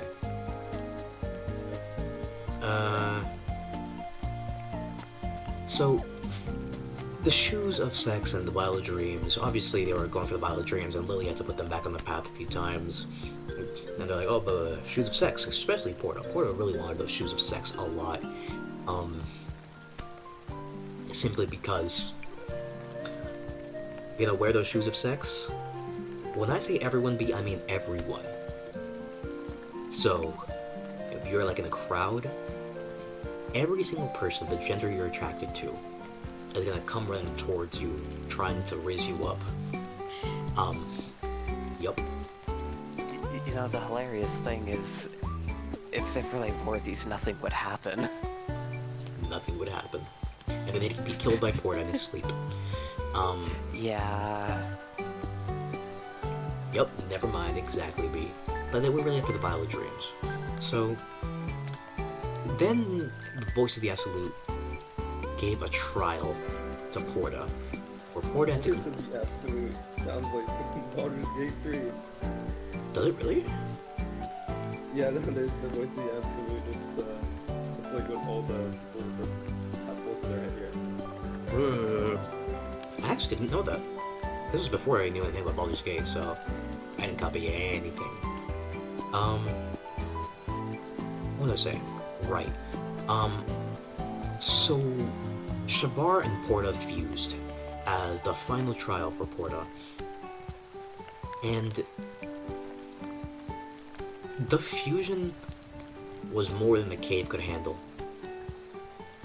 Because they were a force to be fucking reckoned with, to the point where the cave even bent a knee.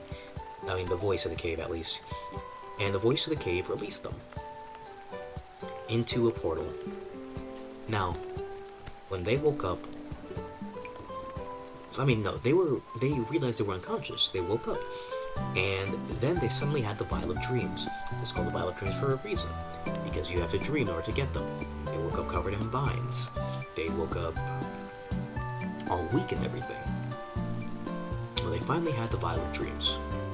So, then they used the Vial of Dreams to make a giant mech suit in order to get to the beach. Because they had to travel through water to get to their next destination that Lily told them about, called the Basilic Drylands. What happened? Oh, never mind, I was wrong. I thought this was when we got the hang glider. No, Oh wait, right, the jet ski, right, yeah, it wasn't a giant mech that we traveled across the sea with, it was... No, not across the sea, like from the Cave of the Absolute to the beach. Basilic Islands. The worst location ever. Okay. Right. So, you travel to the beach in a giant mech suit made from the Vial of Dreams liquid, which can make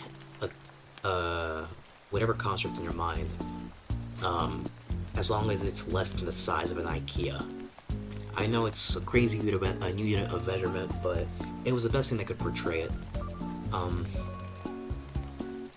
And they got to the beach, and before they made their ship, Shabar presented them with something known as a Bardigian jalapeno. Oh my god, I forgot about this. So, quick thing for everyone. Shabar has this thingy where you cannot gain feats. In exchange, he gets Bardigian tactics, which all have to be approved by Necro, of course. Of course. The first one I made was the Bardigian jalapenos. Take a go. So, Shabar, like Shabar was explaining, instead of feats, he gets this thing called Bardigian tactics, which are little homebrew feats specifically for him. And Bardigian jalapeno generation is one of them. It's a jalapeno that It's a little bit spicy for shadow goblins, but for everyone else, it's so exactly. It's so spicy that even birds who can't process capsaicin can feel the spice and siffrelate of the spice. Estoy hot. Estoy hot. Estoy hot. Shabar, what did you put in this thing? Straight cocaine, everything's spicy. Oh god. Everything's bad. It was truly a sight to behold. Now, if I recall correctly, this little sea voyage here, this is, when you started making your way to the next area in a sort of Chinese-style battleship type thing. Oh, I wanted to ask did we ever go back to the town to talk about the sneeze? Oh. Okay. So, right. Even if this was not really retcon, just sort of kinda changed a little bit because of a player leaving, but there used to be this player who had this little kitty cat. A kitty cat that Lily was very obsessed with. And just before Lily finally got the chance to touch it, Lumine sneezed. Now, we decided to be a little silly. We decided to add a little quality to Lumine that makes so that every single time he sneezes, he rolls a d20, and if he gets a nat 20, the sneeze becomes a powerful fucking force. I remember exactly what we said when it happened. It's like, oh, you're sneezing. And we're joking like, oh, roll for it. And it's like, either me or Petra were like, oh, if he gets an natural 20, he obliterates the cat. This has become a far greater mistake than we could have ever imagined. But it's really funny. Yeah. 20. Oh, boy. And then it went. And then it vaporized. Lily was nice enough to get them all some gifts. And just before she could give Lumine his gift, Lumine sneezed so hard that he blew up the fucking cat. The cat exploded. It was gone. It splattered everywhere. Everything went quiet. Lily was still like smiling because she hadn't fully processed what happened, and then tears started flowing. She was sad. She was very, very sad.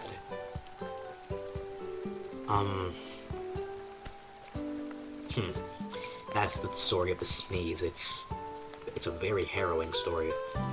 I will admit that as like session 0 and experience of that did fuck up my mental space for a minute. I did have to take a quick leave. It's true. As I am rather sensitive towards animal abuse and general stuff like that. This was What? the last What? time animal was abused in the campaign. Yeah. Yeah. Yeah, definitely. In a...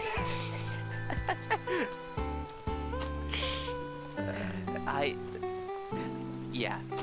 I didn't react at all close to, how to the cat just because I wasn't expecting it, admittedly, so I wasn't really prepared. We should have said our alignments for our characters. Did we bring that up? Yeah. I did say your alignments. Simply said his, but I did say that you were chaotic evil, and what did I say, Shabar? What are you again? Chaotic neutral. Chaotic neutral.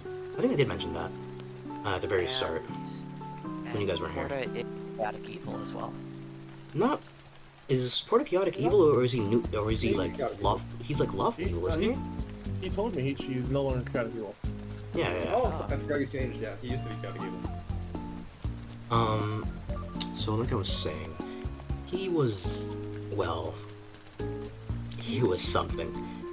Actually, hang on a minute. Let me do. Or I couldn't step up to my game, so he had to step back down.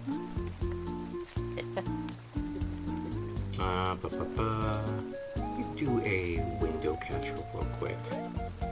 No, my windows. Don't capture them. They should be free. Go ahead, B. Have fun. Damn, where's the fucking... Where's the fucking...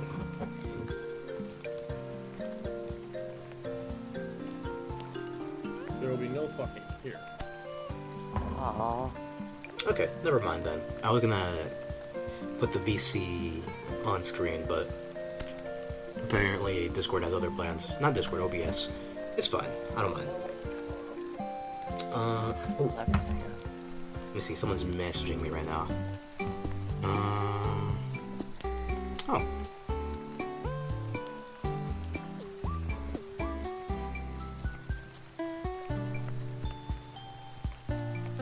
Okay.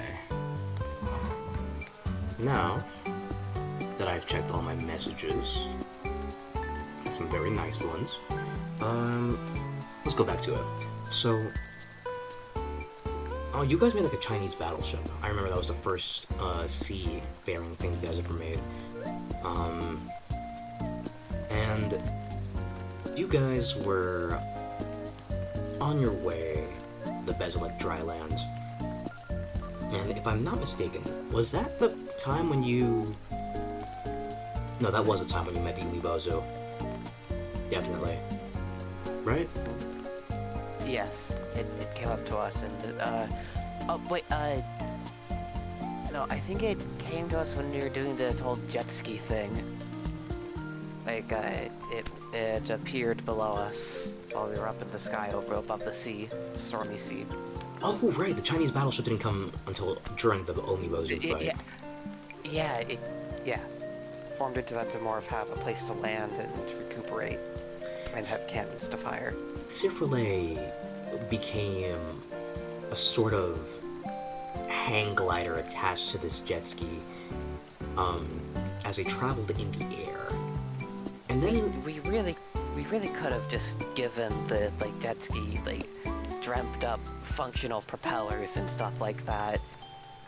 But this was funnier. True. What's funnier than a hang glider powered by slave labor? Hello, Annie.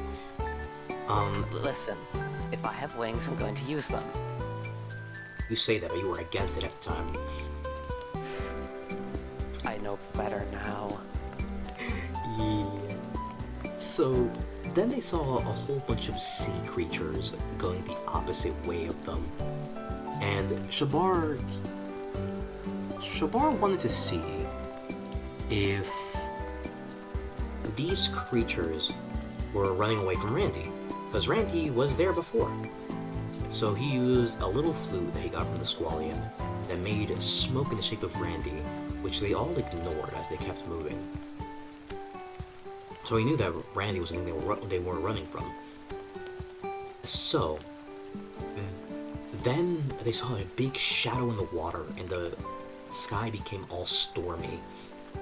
And that was when they saw the Umibozu pop out of the water.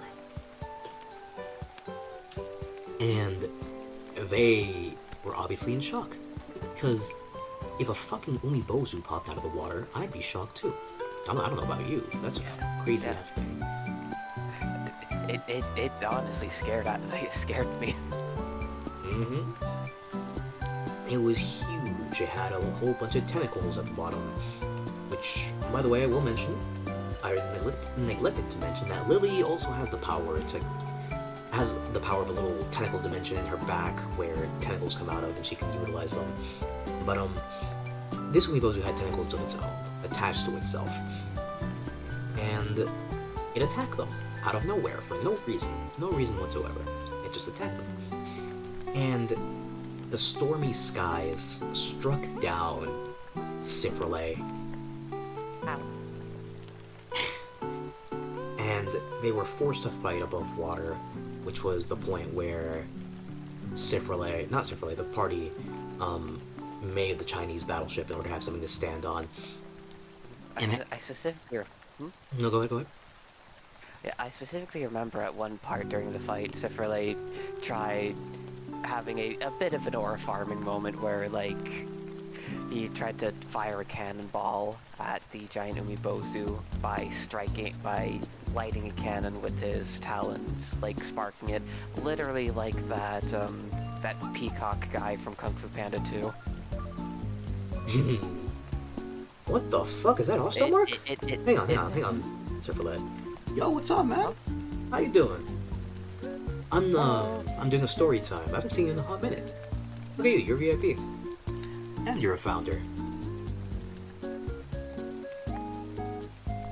Yeah, I'm just here chilling with my D&D party, just telling our story of, you know, what happened in the campaign. That's really all that's going on right now.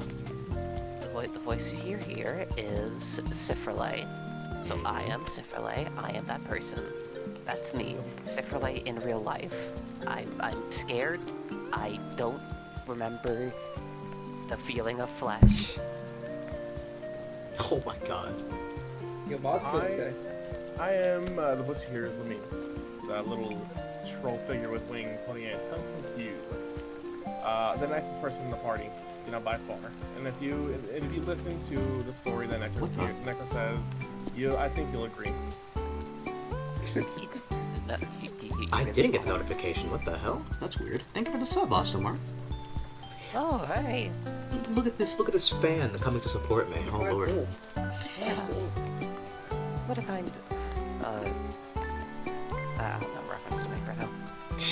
Yeah, Lumine is a kind soul, and the voice you just heard right now was Shabar. Oh yeah, Shabar. Pink little goblin. Talking about Lumine like one of those LARPing JJK shorts. Yes, I had did the heart, mean. the kind Lamine was a kind fighter that was living on his days. Thank you, Osto. Always hanging with the party that was rude. Syphilis was a winged asshole who beat kids up for fun. Racist to fish people. Correct. He hated them. He'd eat them on occasion and make their families watch. Oh, God. That's literally JJK slander. Okay.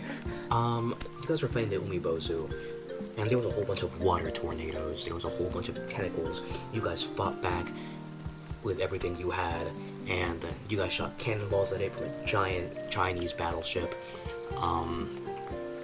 And I believe there was also some points where you guys flew into the air and you attacked it. And What's an umbrella? yes, Shabar had an umbrella back then because shadow goblins are weak to the sun. And you all flew into the air a few times to attack it head on. And you guys really got hit by tentacles many times until the Umibozu went to its second phase, where it had like a eye in its chest. And it was at that point when Porta got a blessing from the fishes, because the fishes saw that they were holding their own against this Umibozu. Oh. Go ahead, Annie. Thank you for the lyric. So, Porta received a blessing from the fishes. It's the necklace. Go ahead, Osto. Go get some sleep, man. Oh, do your thing. Thank you. Thank you for the support. So, Porta received the blessing from the fishes, because everyone's holding their own, and the amulet of the sea.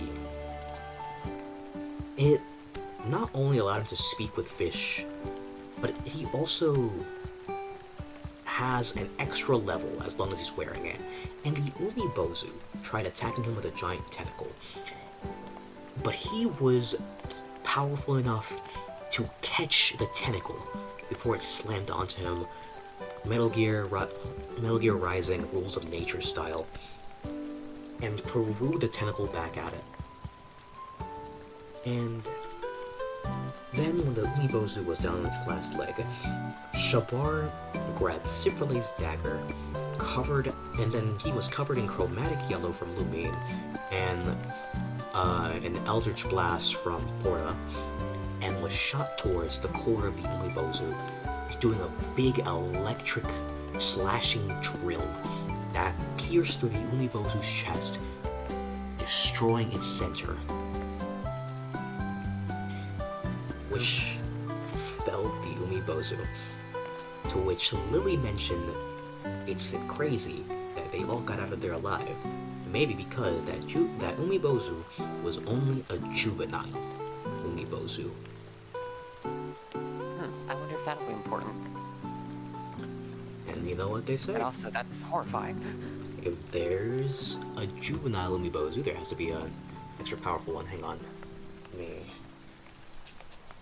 my portable charger for my phone. Your portable charger? Yes, my portable charger. And then warm some food and chill? Go ahead, Austin.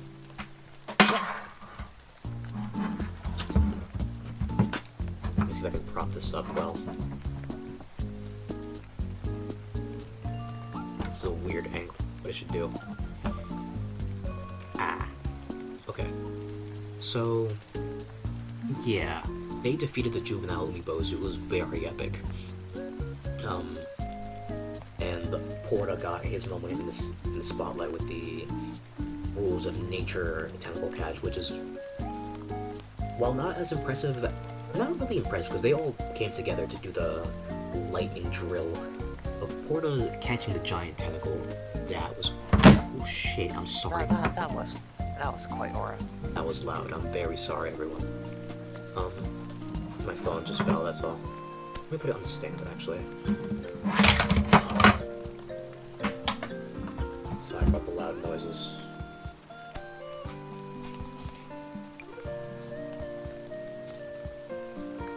My tracking's gonna be slightly weird now. Do your best to not mind it too much.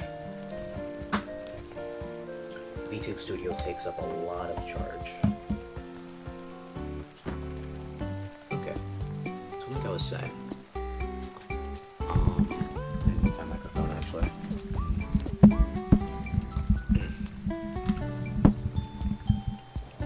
That should do it.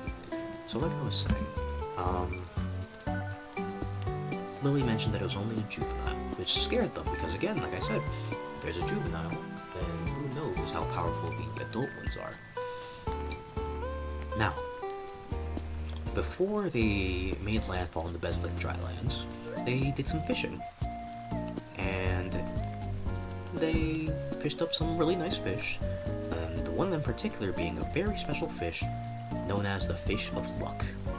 Oh, and Cifrale happened to, this is where I learned that Cifrale happened to be an incredibly talented fisherman. True, Cifrale yeah. plays fishing. And funnily enough, I mentioned it more as like a one-off thing for like world building with his character, and the rolls that I got just so happened to match. Where I rolled, I think it was a 20 and then a 19 for the fishing checks he made us do for like rewards and stuff, which he said we'll do every time we travel to a different country. That's right. And yeah, they ended up getting a very special fish called the Fish of Luck, and it was apparently really, really rare. So that's fun. That's a rarity. And they kept it with the... Who's Was someone pissing? pissing? Who's pissing? My bad, I'm emptying the water balloons my sister made. Oh, okay. Whew. Oh, Okay. okay. That would have I been... didn't know it sounded so close. Okay. Okay, thank goodness. It's just water balloons, it's not pissing. Yeah. That would be really funny though. Oh, and you're emptying them, not filling them. Yeah, there's like 3 of them in the kitchen table. Mom's gonna come home soon. Okay. Okay. Oof. So, after they were finished fishing, they kept making their way to the Bezlik Drylands, but then they were stopped because Randy appeared again. And he was sizing them up, and he kept threatening them. And then, just so that Randy would leave them alone, Shabar mentioned, oh, wait a minute. I didn't even mention something. Shabar used to be named, Shabar. Wait, no. Sh- Shabar. what? It was S-H-A-B.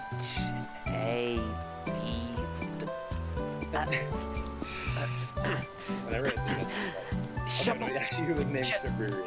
Shabriri. His name was Shabriri. Yeah, he used to be named Shabriri, but in the Cave of the Absolute, which I forgot to mention, my bad, he was met by Bardig within his little dreamscape, and Bardig combined some of his powers and soul with Shabar and Shabriri, which ultimately turned him into Shabar. With that being said, Shabar mentioned that he knew where Bardig was. Now, Randy didn't know that Bardig was no longer with us. Again, is a spirit that fused his soul with Shabar. So, he said the last place that he saw Bardig was the Cave of the Absolute, which was very far away. And he wasn't even lying, because he actually did see Bardig in the Cave of the Absolute. Randy knew that. So Randy made his way to the Cave of the Absolute to go for Bardig, which is way bigger and better than Shabar at the moment, because, well, Shabar is the nephew of Bardig. What's up? Oh, I was just gonna go off the and you know, sexier and stronger than him, and just better at him in every way. I mean, you The wouldn't be better wrong. Shabar. You wouldn't be wrong, but Shabar's getting there. Now, Yeah. what's next? Right. Then Shabar.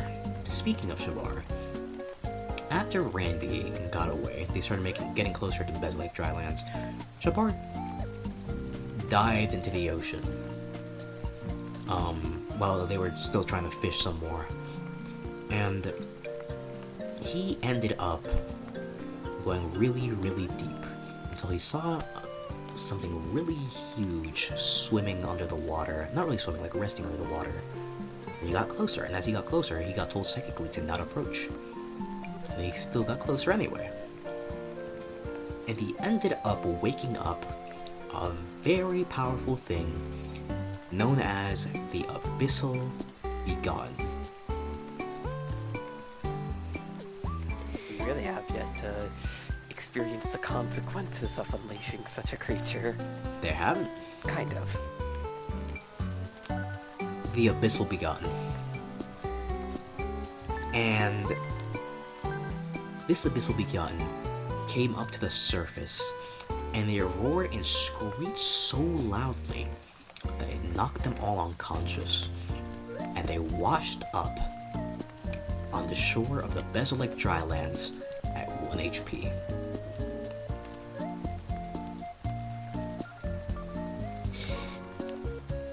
And I remember everyone yelling at Shabar for it. It was quite the experience, quite the funny experience. Shabar, you dumbass. Nothing wrong. Nothing wrong. Ridiculous. Hello. So yeah, they ended up in the Bezalek Drylands at 1 HP. And they made it. When they made it, they started making their way to the town in the Bezalek Drylands. And in this town, they saw a few things. One of them being another Squallion. And as you know, we have some real curse freaks in this party. They made their way to Squallion first thing, and they got their curses and their items. A whole bunch of them, actually.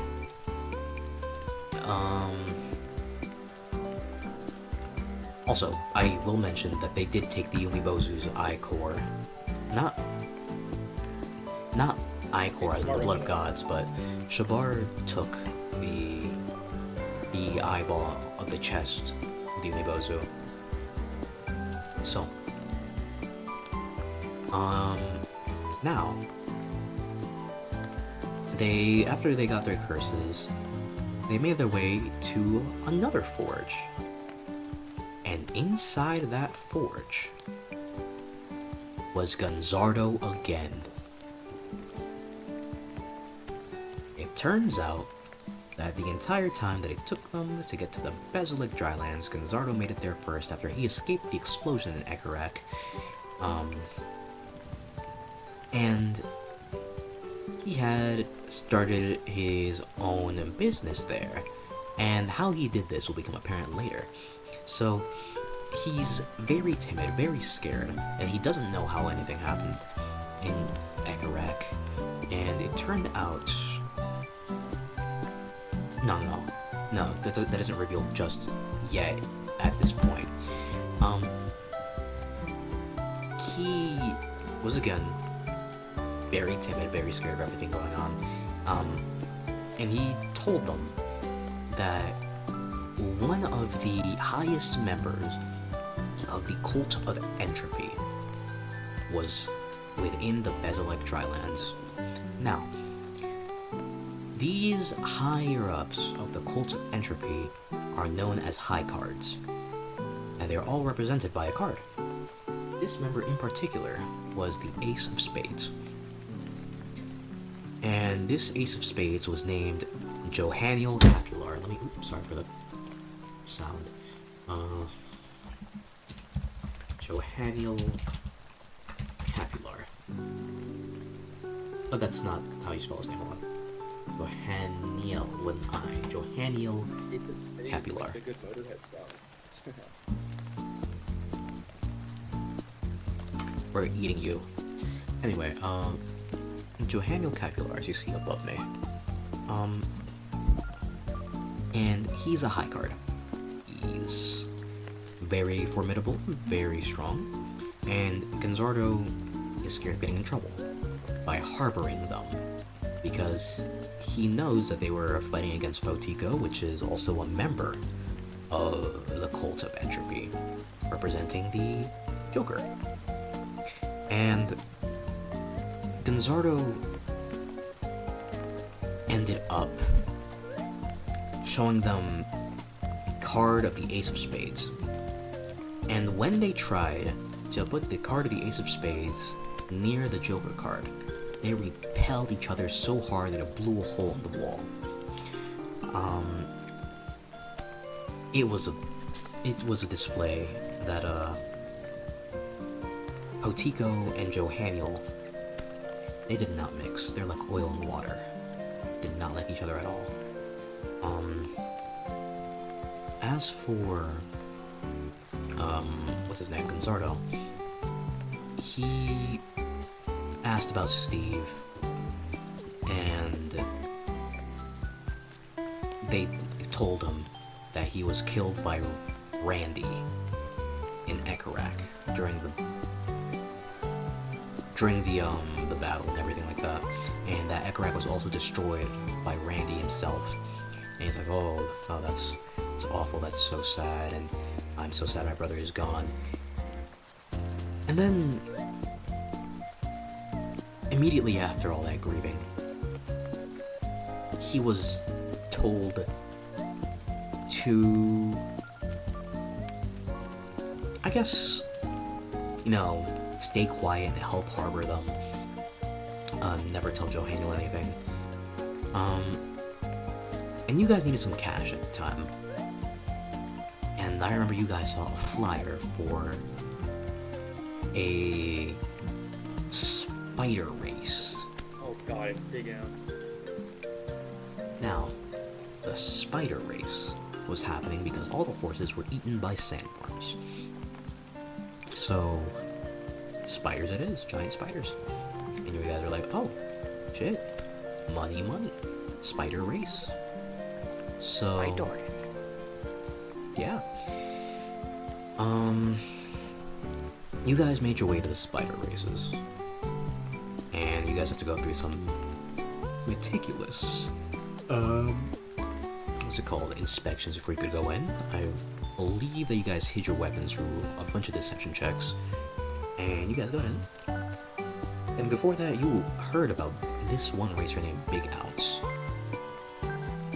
And Big Ounce was a professional horse racer. Which is funny, because Big Ounce was a man with the head of a horse.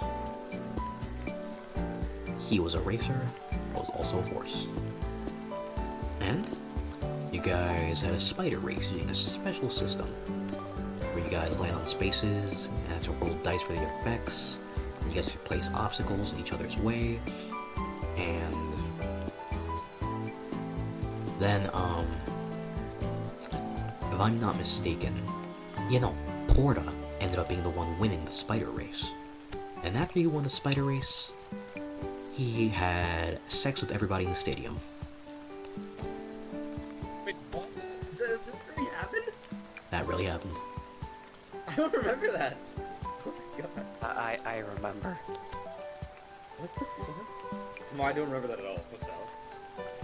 Dude, I forgot what crazy early campaign was. Holy shit. No, early campaign was indeed crazy. He had sex with everybody in the stadium. Everybody. And Wow. obviously, since the spider race was a very gruesome event, there was no children there. Just thought I'd mention that. Good mention. So it's not like those medieval executions where everyone can come see the show. So everyone went back to Gonzardo. But before that, Shabar, you swallowed Big Ounce. Oh yeah, I forgot. I literally ate him alive. Shabar has a cut. spatial gullet. Yeah, It's Oh, not, right. if you think it's what you think it is, it's not that. That's all I'm gonna say. Don't bring up the word, the bad word. It's not that. since We're it's not on mentioning that word. stream, I'm not hearing it.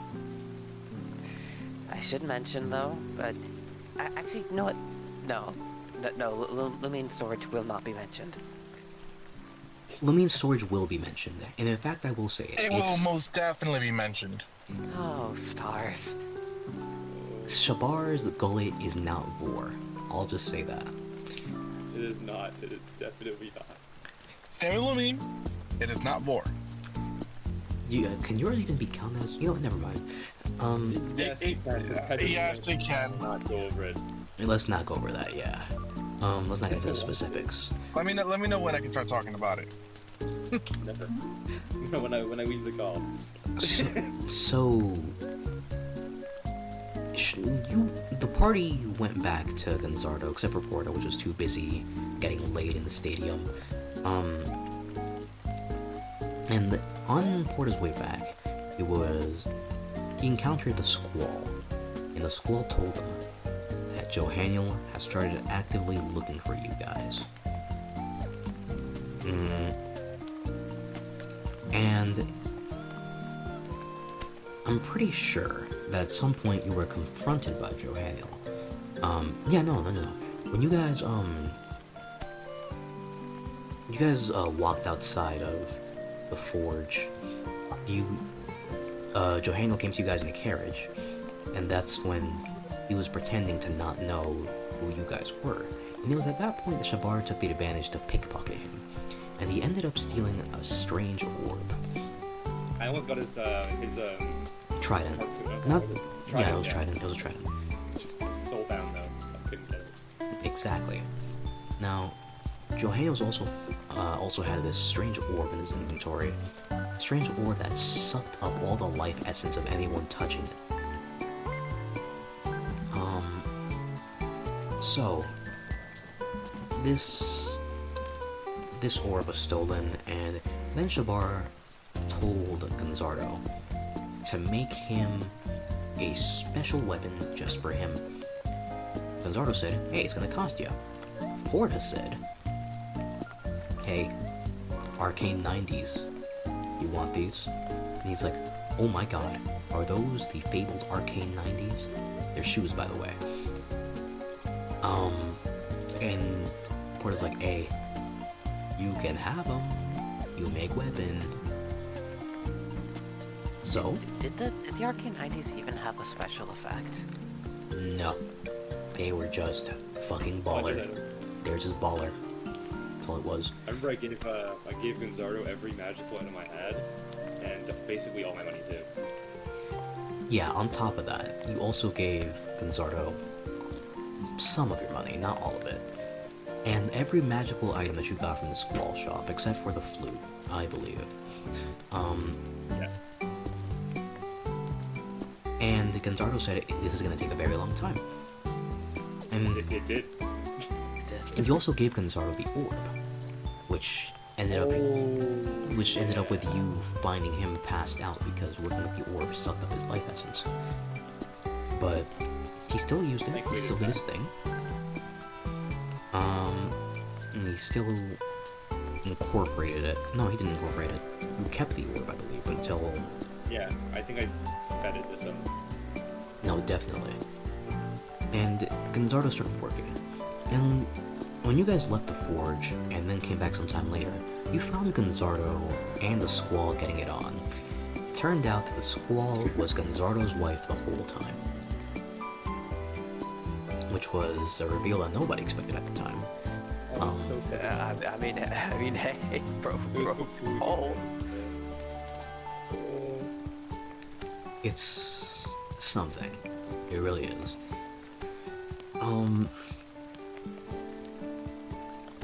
And I believe that Porta was the first one to encounter it, because Porta saw that the sex was so incomprehensible, Oh god.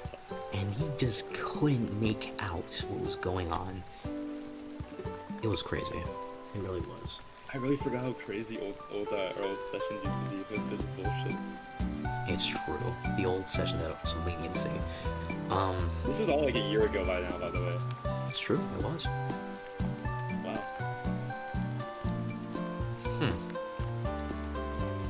It's about to be 2 years very soon. right. And then you guys made your way. No, you guys first you took some rest, and then you made your way outside, where you guys encountered Salcora, quotation marks. Now, Salcora was this thing known as a key holder. Metanova was locked away a long time ago, using 4 cataclysmic keys. And Salcora is a guardian of one of them, like I just said. But somehow, they encountered Salcora early. How is that possible? Salcora is supposed to be in a big temple guarding the key. And they were surrounded in a ring of fire, and they were about to fight Salcora until Lily came out and asked what the hell they were doing.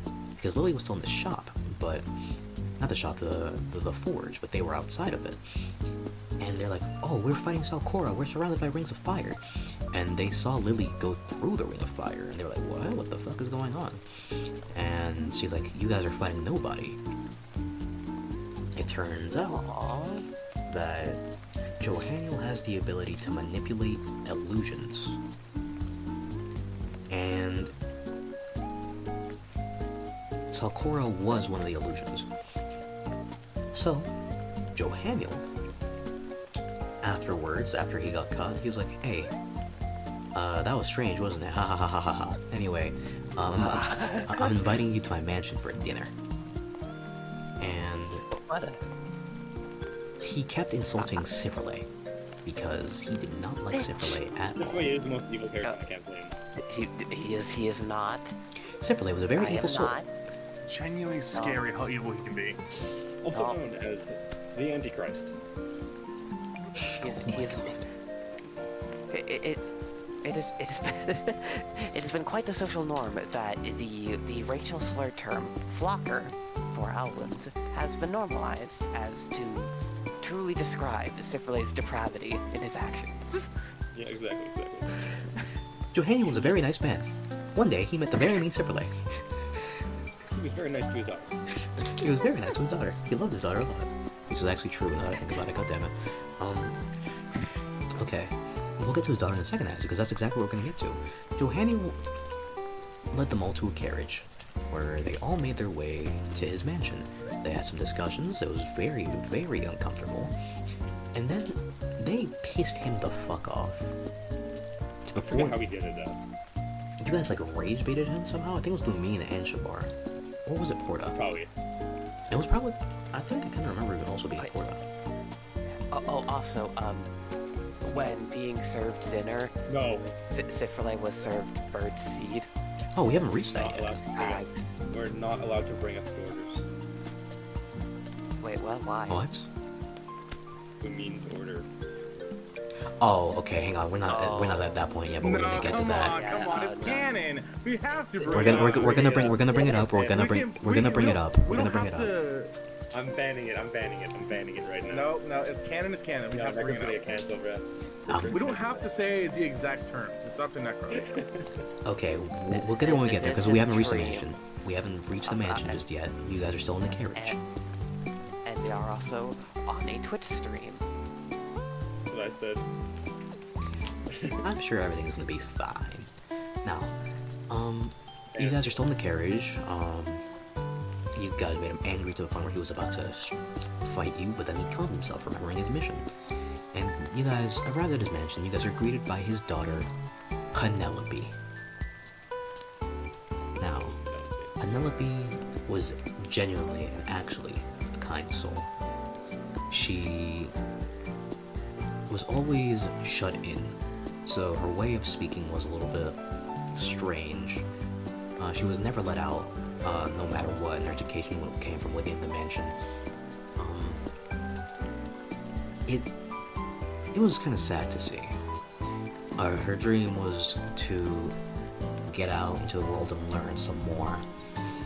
A dream that she would totally be accomplishing.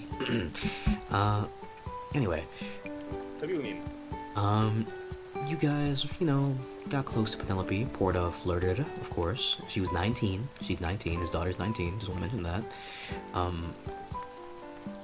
Foreshadowing is a narrative device. Exactly, Annie. You got it. Yeah. So, you guys made nice with Penelope. You guys got your own rooms.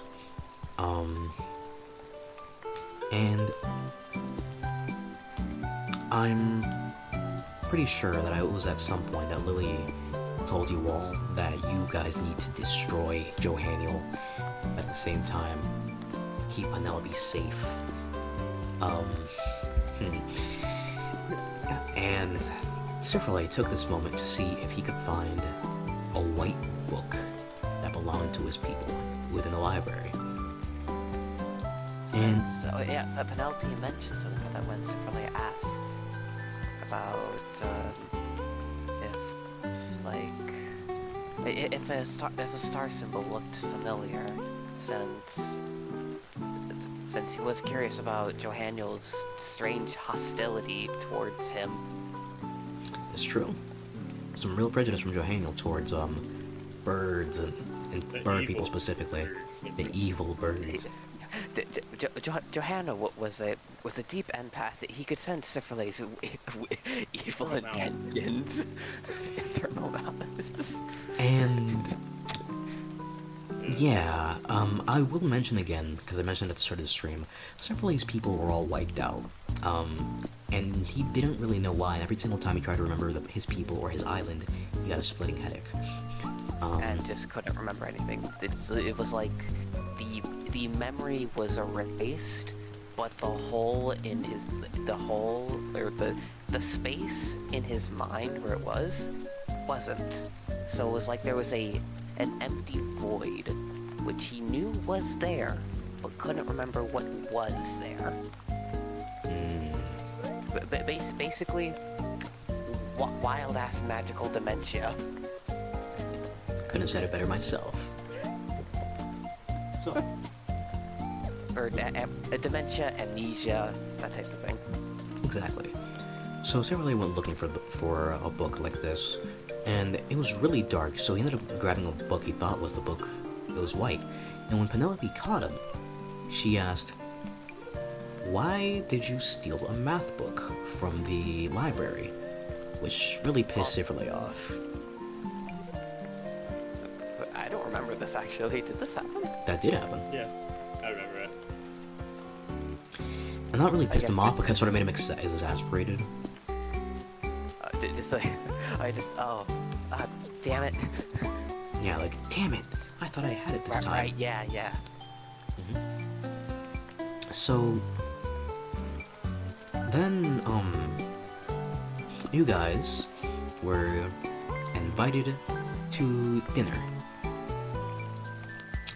Now,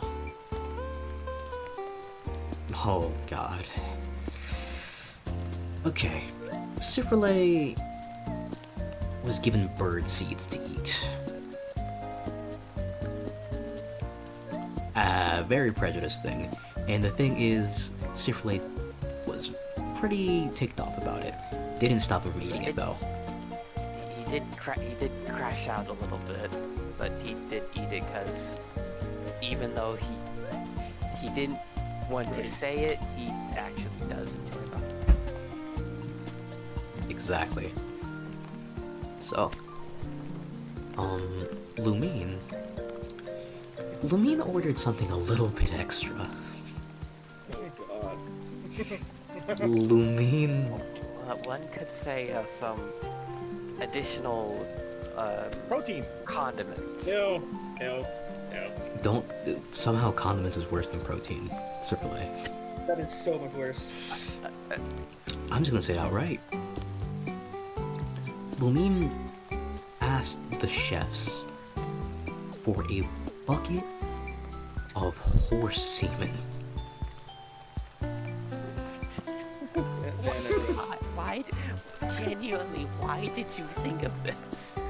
I wanted to see how far I could get for asking stuff by the chef. Could he really bring it to me? And then he actually brought it to me. And then he actually did, much to Johaniel's dismay. It really stunk up the table. Actually, it doesn't smell that bad. I can tell you what it smells like. No, don't. I think I'd rather not. Nope. I don't want to know why, you know. Okay. So, there we go. Okay. So like I was saying,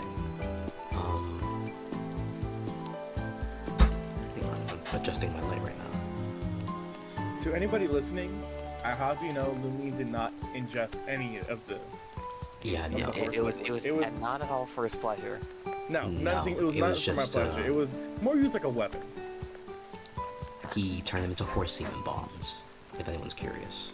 An actual deterrent. No, Annie, he's telling the truth. He turned them into horse semen Yes. bombs. Because who'd want to fight a guy with horse semen bombs? Like, I would run away. I'd be scared. I would run away. I would have run. I'd What the fuck run is wrong away. with you mentally to even consider making that? A lot's wrong with Lumine. Exactly. Okay. So then I believe Horda and Shabar received like a whole bunch of like fancy like steaks and meat and such. Lumine also received that, but with the addition of a bucket of horse semen, which again he did not ingest. And then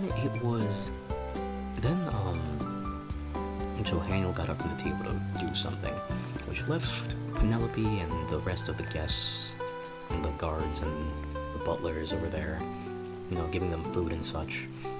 Hey And guys, what if we killed everyone right now? what if we killed everyone right now? That's what Cifrele said because he's very evil. Exactly. Now, Johaniel left for a second, and then one butler came out and said, "Everyone, it's an emergency. Master Johaniel was found dead." Much to the shock of everyone, because everyone in the party was planning to kill him, but suddenly he was dead. Then Penelope got up from the table and said, "Oh no, I gotta go." And she made her way to the basement. The party tried following her, and then suddenly flesh tendrils started coming out of the walls and the floor, dragging butlers and killing people. And when they made it to the basement, they made it to a giant flesh room covered in runes and pentagrams, which Lily was inspecting. And it was really making Lily's head hurt. Not just her head, but the big scar on her chest, which was apparently gotten from Metanova, also started stinging her, and it was way more than she could bear. And as they advanced through the basement, they ended up getting closed in by a giant flesh wall. Now Lumine has the ability to apply the physics of his weight, because Lumine weighs like, how much pounds? Like 4,000? 8,895 pounds. Exactly. But his But tungsten he is, cube... he is, he's not big backed. He's not like No, fat or anything. Imagine if anybody had seen Invincible, imagine the build of Conquest. That's Lumine. Exactly. Now, through his tungsten cube, he's capable of holding back the weight for like everyday activities, but he lets it go sometimes to attack, and it does heavy, massive damage. Even Lumine's 8,000 something weight couldn't get through the flesh wall. Now, they advanced until they were met with Penelope. Penelope was scared. She was saying that that something in the basement is calling her, and that she needs to fulfill her purpose, but she's scared. And when Lily and Sephiroth try to pry her for more details, she tells them that she's supposed to be some sort of sacrifice to something. And then they're like, oh, but do you want to be a sacrifice? And she's like, no, I want to go out and I want to see the world and I want to explore. Yeah, if you think about it, Penelope was basically I forget her name, but the one girl from JJK in the Hidden Inventory arc. Amanai, oh my god, I'd even make her Amanai. after that character. She just wanted to, because Penelope was always shut in, she was always homeschooled, she never made any got to friends see the outside. world. And she saw Lamine's bucket of horse semen, and she's like, what is that? Is that like some sort of milk? God. Lumine just fucking... Talk about this. Yes, we're gonna mention we it have just to. for the sake of it. Lumine just threw the bucket on her. Yo, out of world explosion. Yo, this guy is gay, by the way. There is no thrill for him. There's none at all. Oh, the thrill is the enjoyment of suffering. That's the thrill. What kind of soul? And just seeing what you can do. Yes. You have to remember the most important quote Necro told us. Infinite freedom, infinite consequences. Yes. Indeed. A shut-in, mentally ill girl. Well, it's not really mentally ill, more like autistic is a better word for it. Autistic girl. Oh, Macro, you must be very ill. Listen. I can say, yeah, she does probably have a bit of autistic characteristics, as I am a certified, diagnosed autistic person. Well, there I know you what go. you're about to say. I am indeed the special. Everybody in this call has something special. Yes. That's one way to put it. So she, after all that, I'm gonna just move past that real quick. She kept going deeper into the basement, and you guys are met with a giant room, and a giant being made of flesh attached to the wall, which you guys understood to be Johaniel. Johaniel became a giant flesh wall. Not really flesh wall, but a giant like abscess aberration thing on the wall made of flesh. We gotta beat him to get into hard mode. I knew it. I fucking knew it. And in the center of the room was an altar, where Penelope was supposed to be sacrificed. Now, Johaniel kept calling her. And again, the closer Lily got, the more it hurt, so she ran out of the room. So they started fighting Johaniel, and Johaniel instantly activated, holy shit, I missed a very important part of the Basilic Trylines. Okay, Oh, wait, let's roll it back, because before you guys went to the mansion, you guys went to a pet shop. Tarot card? Oh wait, the pet shop. Oh my god, I forgot. The tarot cards, Porno. the tarot cards was just a fun thing.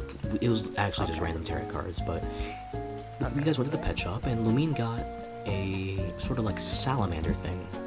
What was its name again? Bun Bun. Bun Bun. Is an electric Bun Bun. salamander. And after you got him, a guy who worked under Potico attacked you guys, and that was the battle where they had the worst fucking rules in the entirety of the session. Yes. It was awful. It was one of the worst D&D sessions we had, not because it was bad, but because their rolls fucking sucked. And they just kept getting hurt, they just kept getting afflicted, but eventually they beat the guy. Barely. Fucking barely. Barely beat him. How is the closest we've ever come to like full wiping? Yeah. Well, Well, Well, okay. At that point. It came, okay, at that point, then yes. Now back to the mansion, where you guys are in the basement fighting this giant abscess aberration. So immediately, Johaniel pops a domain expansion, making it so that anyone who gets close to him, is attacked by psychic attacks and flesh attacks. And Penelope is just right there in the center of the room watching everything go down. And Lumine has the bright idea, the genius idea, to use his electric IQ. salamander to create a giant electric explosion. And let's just say this explosion ends up killing Penelope, which And almost Jabbar. and almost Shabar, and it also ends up completing the ritual needed to complete Johaniel's true form. Why is making this? Lumine's a like I very said- nice guy. Lumine is one of the nicest ever. An IQ too high, one could say. Dude, I mean, Even though Sin relays the birds. I I'd be more remember. pity for him. I remember sitting in that campaign, right? And I remember seeing Lumine doing that, and they were like, "Oh wow, oh no, we killed Penelope, oh no."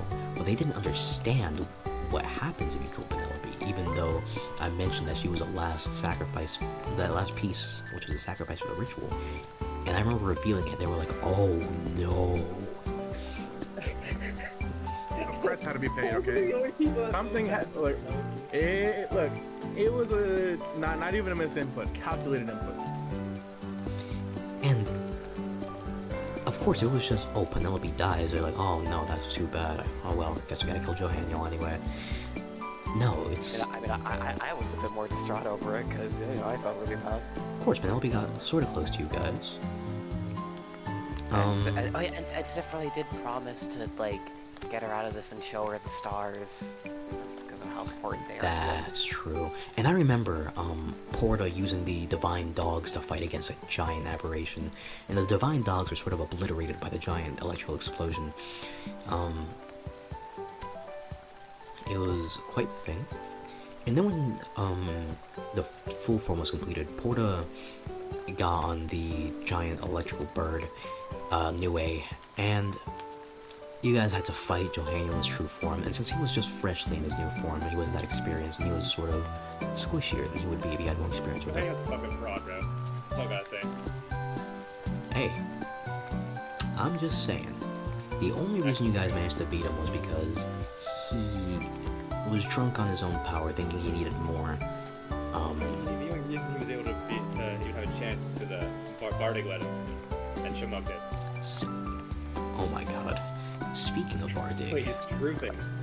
a certain someone distracted Johaniel using Void Speech. Now, let me give you a little bit of context. Void Speech summons Randy. It just fucking summons Randy.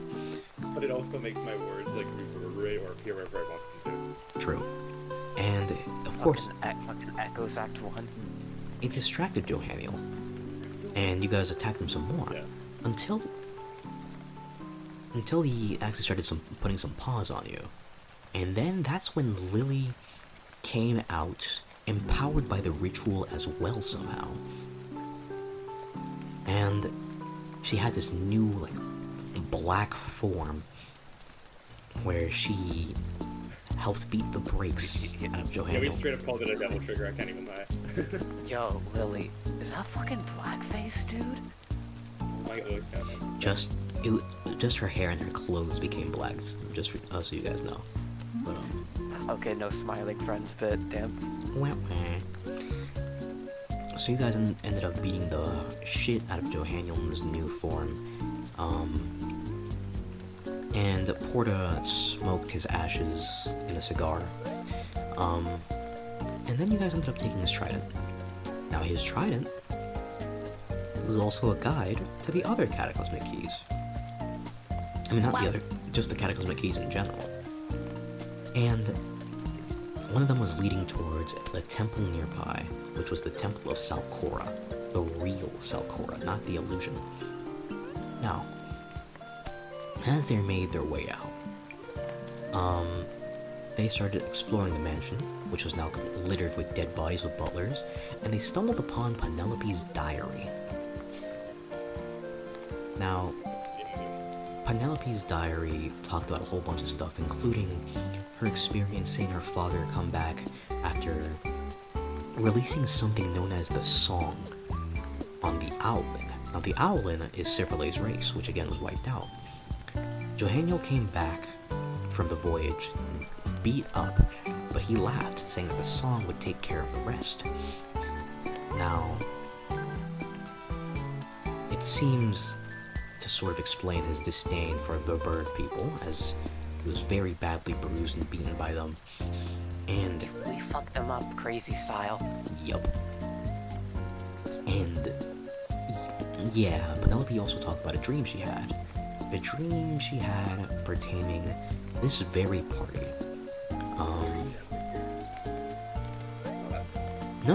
No. Yeah. It's super. It was kind of prophetic in a way. And afterwards, they made their way over to not Axel's room, Johannio's room. Johannio's room that had a big screen. And they didn't think much of it until Cipherlay looked in Johannio's closet and saw a big chest containing the exact book he was looking for. Why the fuck does he have this? What the fuck? Now, when Cipherlay picked up the book, it activated an alarm system, and it summoned Axel to the screen. Axel was another high card, a high card representing the Jack. Now, Axel said, "Oh, I see, it's you guys. So you've managed to get this far." And they tried to escape, but they couldn't, because Axel had the ability to manipulate space. And he turned the mansion into a sort of perpetual space cage, where if you broke through a window and tried to get out, you would appear on the opposite side. And he said he activated some bombs, and you guys could hear the countdown going off. And that's the moment when Randy cleaved through reality to get to you guys, because he was summoned, and he was pissed off because he didn't find Bartek in the Cave of the Absolute. So, you guys started being chased by Randy, and you also had to escape the bombs, and then you realized, hey, wait a minute. We can leave through the same tear in space that Randy came from. And so, through a whole bunch of shenanigans, including Cipherlay flying, Lumine sneezing again,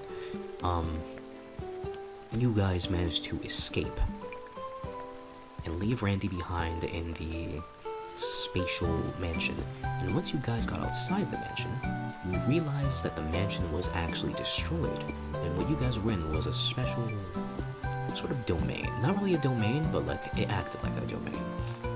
And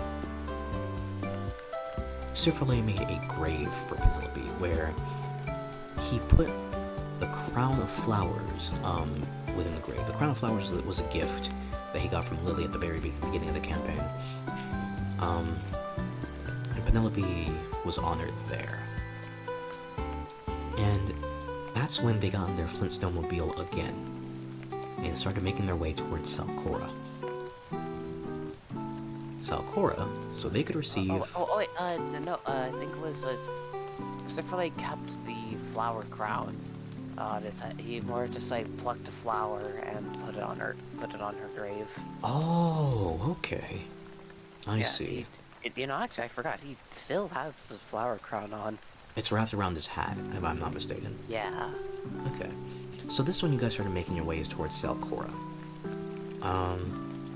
So you made your way over to where Salcora was, and using the Flintstone mobile, you reached the temple, and within the temple, all the traps were activated already, as in they were already, like, used on someone. They were covered in, like, bones and piles of like, corpses and stuff. And as you started walking towards the corridor, to get down into the base, not the basement, but the lower area where Salcora was, you guys went through it, and you met a man named Green Master. Now, Green Master explained that he's a being that appears in sacred places before the tides of history are about to change. And we still haven't seen him again. Because you guys haven't really been to a sacred place like that. I suppose. Now, Green Master gave you all some recreational medicine that upped your HP by 1 permanently. And when you guys woke up, you guys saw that the room was now empty. And you guys made your way down the basement, the lower area where Salcora was. And as you went down, there were plaques on the wall telling a story, saying that many, many years ago, Metanova was locked away by the Cataclysmic Keys. And the keys were being kept by kingdoms. And slowly but surely, the Kingdom of Bajazeth to be exact, but the kingdom was destroyed by the Cult of Entropy, which is the cult that serves Metanova.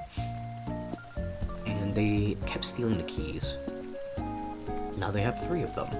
Salcora was created specifically, like engineered, to guard the key, the Cataclysmic Key, the final remaining one. And the sign on the wall says, if you made it this far, please turn back. Let the Desert Wyvern rest. Salcora is the Wyvern of acid and fire. So, they went through the gates where Salcora was being kept. And it was a big, big area. And Salcora was up at the top elevated. And Salcora looked down at them. And they tried speaking to Salcora. Didn't have much effect. But the moment Sifrele said the word key, Salcora flew all the way down, roared at them, and started the battle. So good job, Sifrele.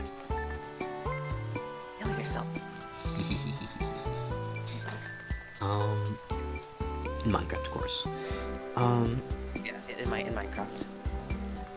And I will be taking all of his diamonds so after he dies. Well said. And I remember when the battle began.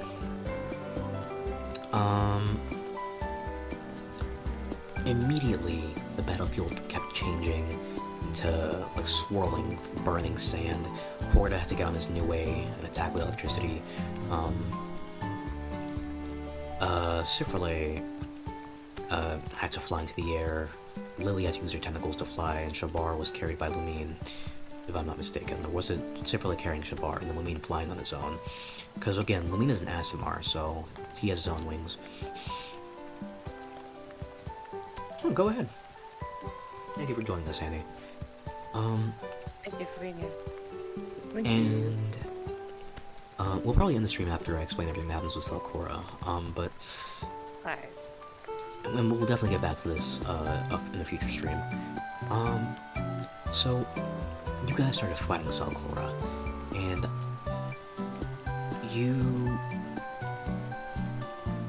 I remember this was at a time when I gave you guys the ability to use ults.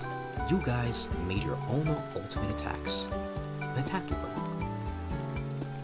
And I remember Porta activated his ult using his Devil Trigger, and he flew towards Selcora, grabbed it by its upper and lower lip, and just ripped it open like a fucking banana.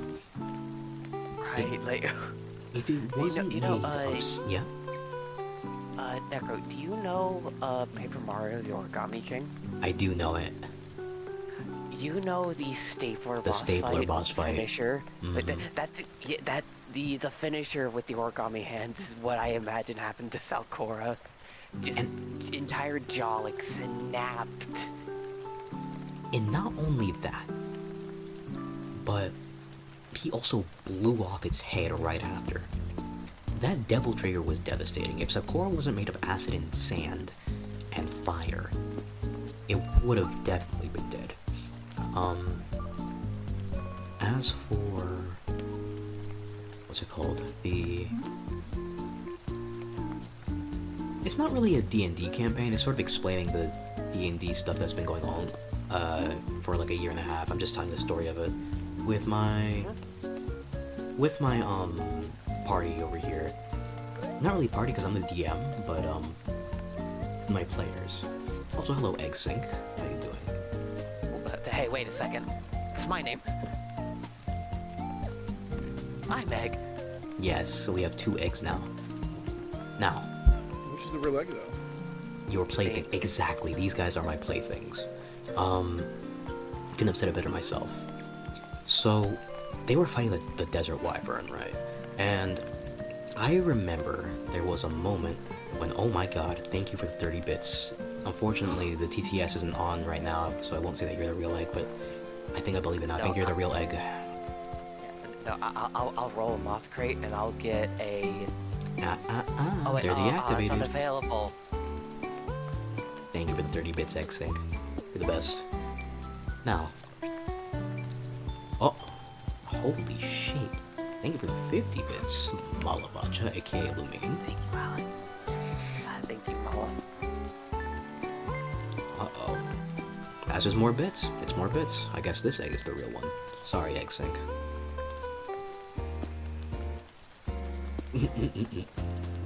Oh my god.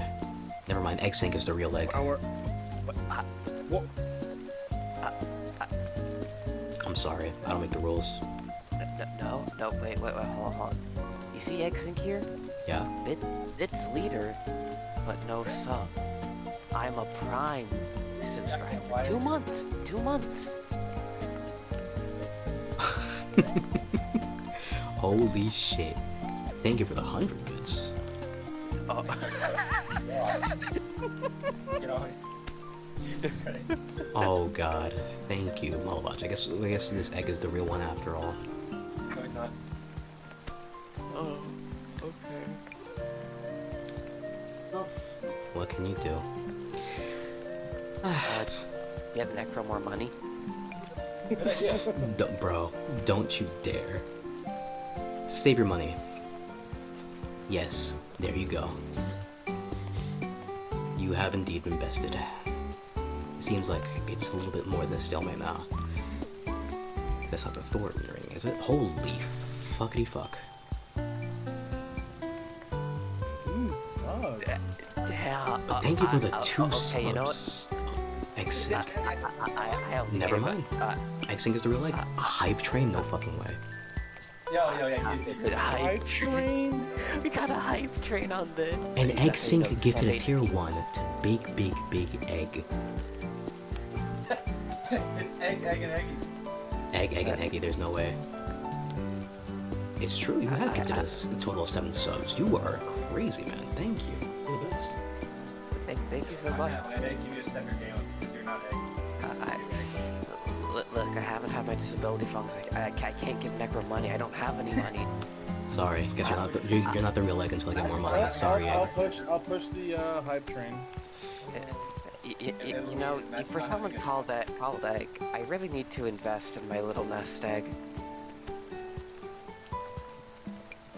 Yup. Thank you so much, Egg Sink. You're the best. Every egg is a real egg in the Big Egg family. Thank you. I did point that out. I did point that out on the sources. Big egg is another cool egg. Egg and eggy, exactly. Deep down, we're all just some eggs for real. Well said. I mean, we all came from an egg. In a way, I guess you're sort of right. I mean, This is true. It is indeed true. Holy shit. Thank you for the prime. Oh, level 2. Well, shit. oh wow. Thank you for the sub. This is the. We're not even doing anything. Well, I mean, I guess this is a very important D&D campaign, so you know. this is labeled as a special event on Twitch right now, so. Okay. Damn. Thank you guys. Apparently 3 more subs to go until we reach our sub goal. Now, what was I saying about Salcora? Right. With all the swirling and spinning fire and acid, a bunch of dragon heads came out of the acid and shot Sifrale out of the air with a whole bunch of beams of Wow. acid and fire, to the point where he had to be caught by Lily, and Porter just kept on wailing on it with Devil Trigger. And I think it was him that activated the second phase. And in that second phase, a whole bunch more beams started coming out. See you, X-Sync. Thank you for everything. You're so cool, bro. No, Sifrale got obliterated. My umbrella did too. Oh, yeah, your umbrella? What did your umbrella do again? Oh no, your umbrella. It got obliterated. Got shot down by a legendary action. It's by a legendary action. Yeah, we love our legendary actions around here. Shabar was shot down. Sifrale, the legendary action magnet. Somehow Sifrale is always really close when legendary action happens. And he will do anything against a boss. Legendary action. Like, Lumine hits the boss with 100 and something damage. Oh, I sleep. Sifrale hits the boss for 40 damage. Legendary action. They hate me. They hate me specifically. They actually do. You know what? Yeah, they actually. A lot of the cult actually wants very much me dead specifically, so it kind of makes sense. It's very true. Now, you guys keep attacking Salcora, and Salcora keeps hitting you back. More acid skin. You guys keep hitting and hitting and hitting, and Sifrale, wakes back up at some point, and you attack back, and more dragon heads come out of the ground, and eventually, you guys drive it to the third phase, where Lily's attacking. Yeah. Sifrale only got up at the end of the fight. Oh, it's true. Like where? Yeah. Okay, Sifrale got up only at the end of the fight, so the others had to carry for him. That useless sack of shit. I'm kidding. So Yes, I'm very useless. I definitely have not revived party members about 5 times. and so right. Salcora got to a sort of desperation phase where it started releasing all of its heat at once and started flying through walls, burning through them, and you guys had to dodge it over and over and over. You guys have to dodge a whole bunch of missiles. And then, at some point, you guys realized that at Salcora's core was the cataclysmic key surrounded by a barrier. So Sifrele tried using the dagger that cuts everything on it, only to find the dagger getting repelled for some reason. A reason he didn't understand until way later, which was probably not going to be explained in the stream, but still. And eventually, Lumine sneezed again, but this was while Lily was attacking it with tentacles. So, when Lumine sneezed, he not only sneezed towards Salcora, but towards Lily. And they were both sent flying through a wall. And Salcora was defeated until they heard a loud bang on the adjacent wall, and the wall was destroyed. And then Lily walked out, all bloody and battered and beaten, but she held up the cataclysmic key, and the desert wyvern was slain by the Royal Flush. Yes. That is their group name, That's the Royal right. Flush. And I remember coming up with it. I remember like picking out the card titles for everyone more as a just a fun little thing. Sifrele is the Ace of Spades, representing the star symbol, being ace, like ace, the singular symbol, it being the star. Lumine being the king. Lily being the queen. Shabar being Jack, and Porta being the 10, for 10 shadows. Genius. Oh, could you repeat what you said?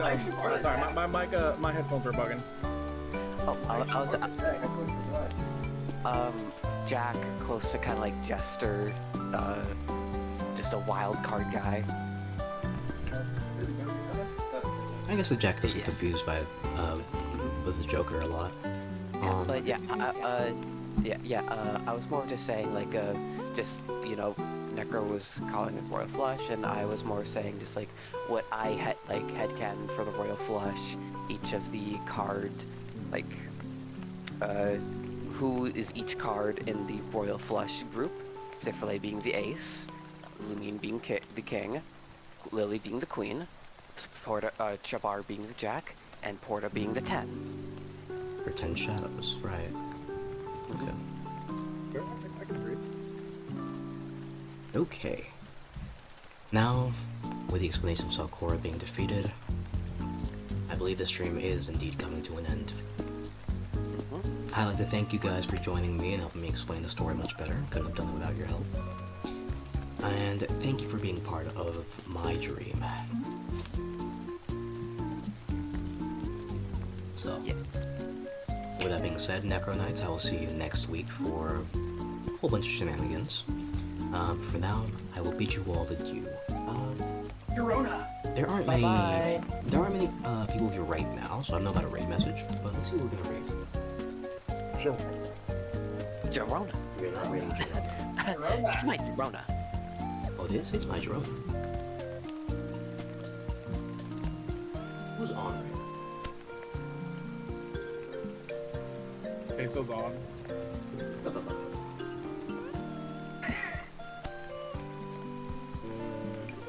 XQC's on Survivor right now? That's right. Never mind. I got lights on my Twitch. Cool. I don't really see. That's surprising. There's no one really on there. Oh. But let's.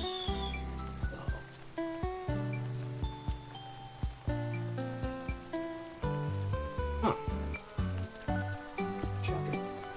In that case, I will raid someone from the group I'm in. Wow. Let's see. Who can I raid from?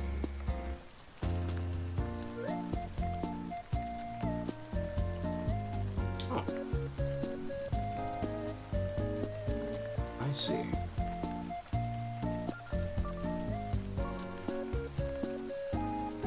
Is Is no one really streaming right now? That's crazy. Huh. I guess this really is an unknown stream. There'll Okay. be no raid. No, there will definitely be a raid. In fact, I know. fuck you. Raid. Trade Mikon. She's real cool. Wow.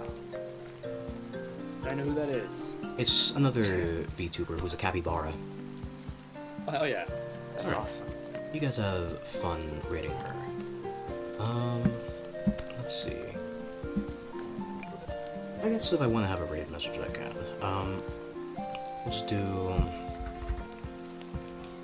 D&D story raid. I guess that's kind of fun. If you're here, just spam that. Now we can properly bid you with you. Bye bye. Bye bye.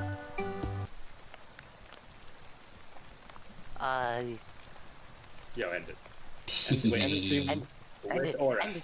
What End it. if I don't want to? What if I don't want to this stream? On you. Oh. Oh, I gotta go then. Bye.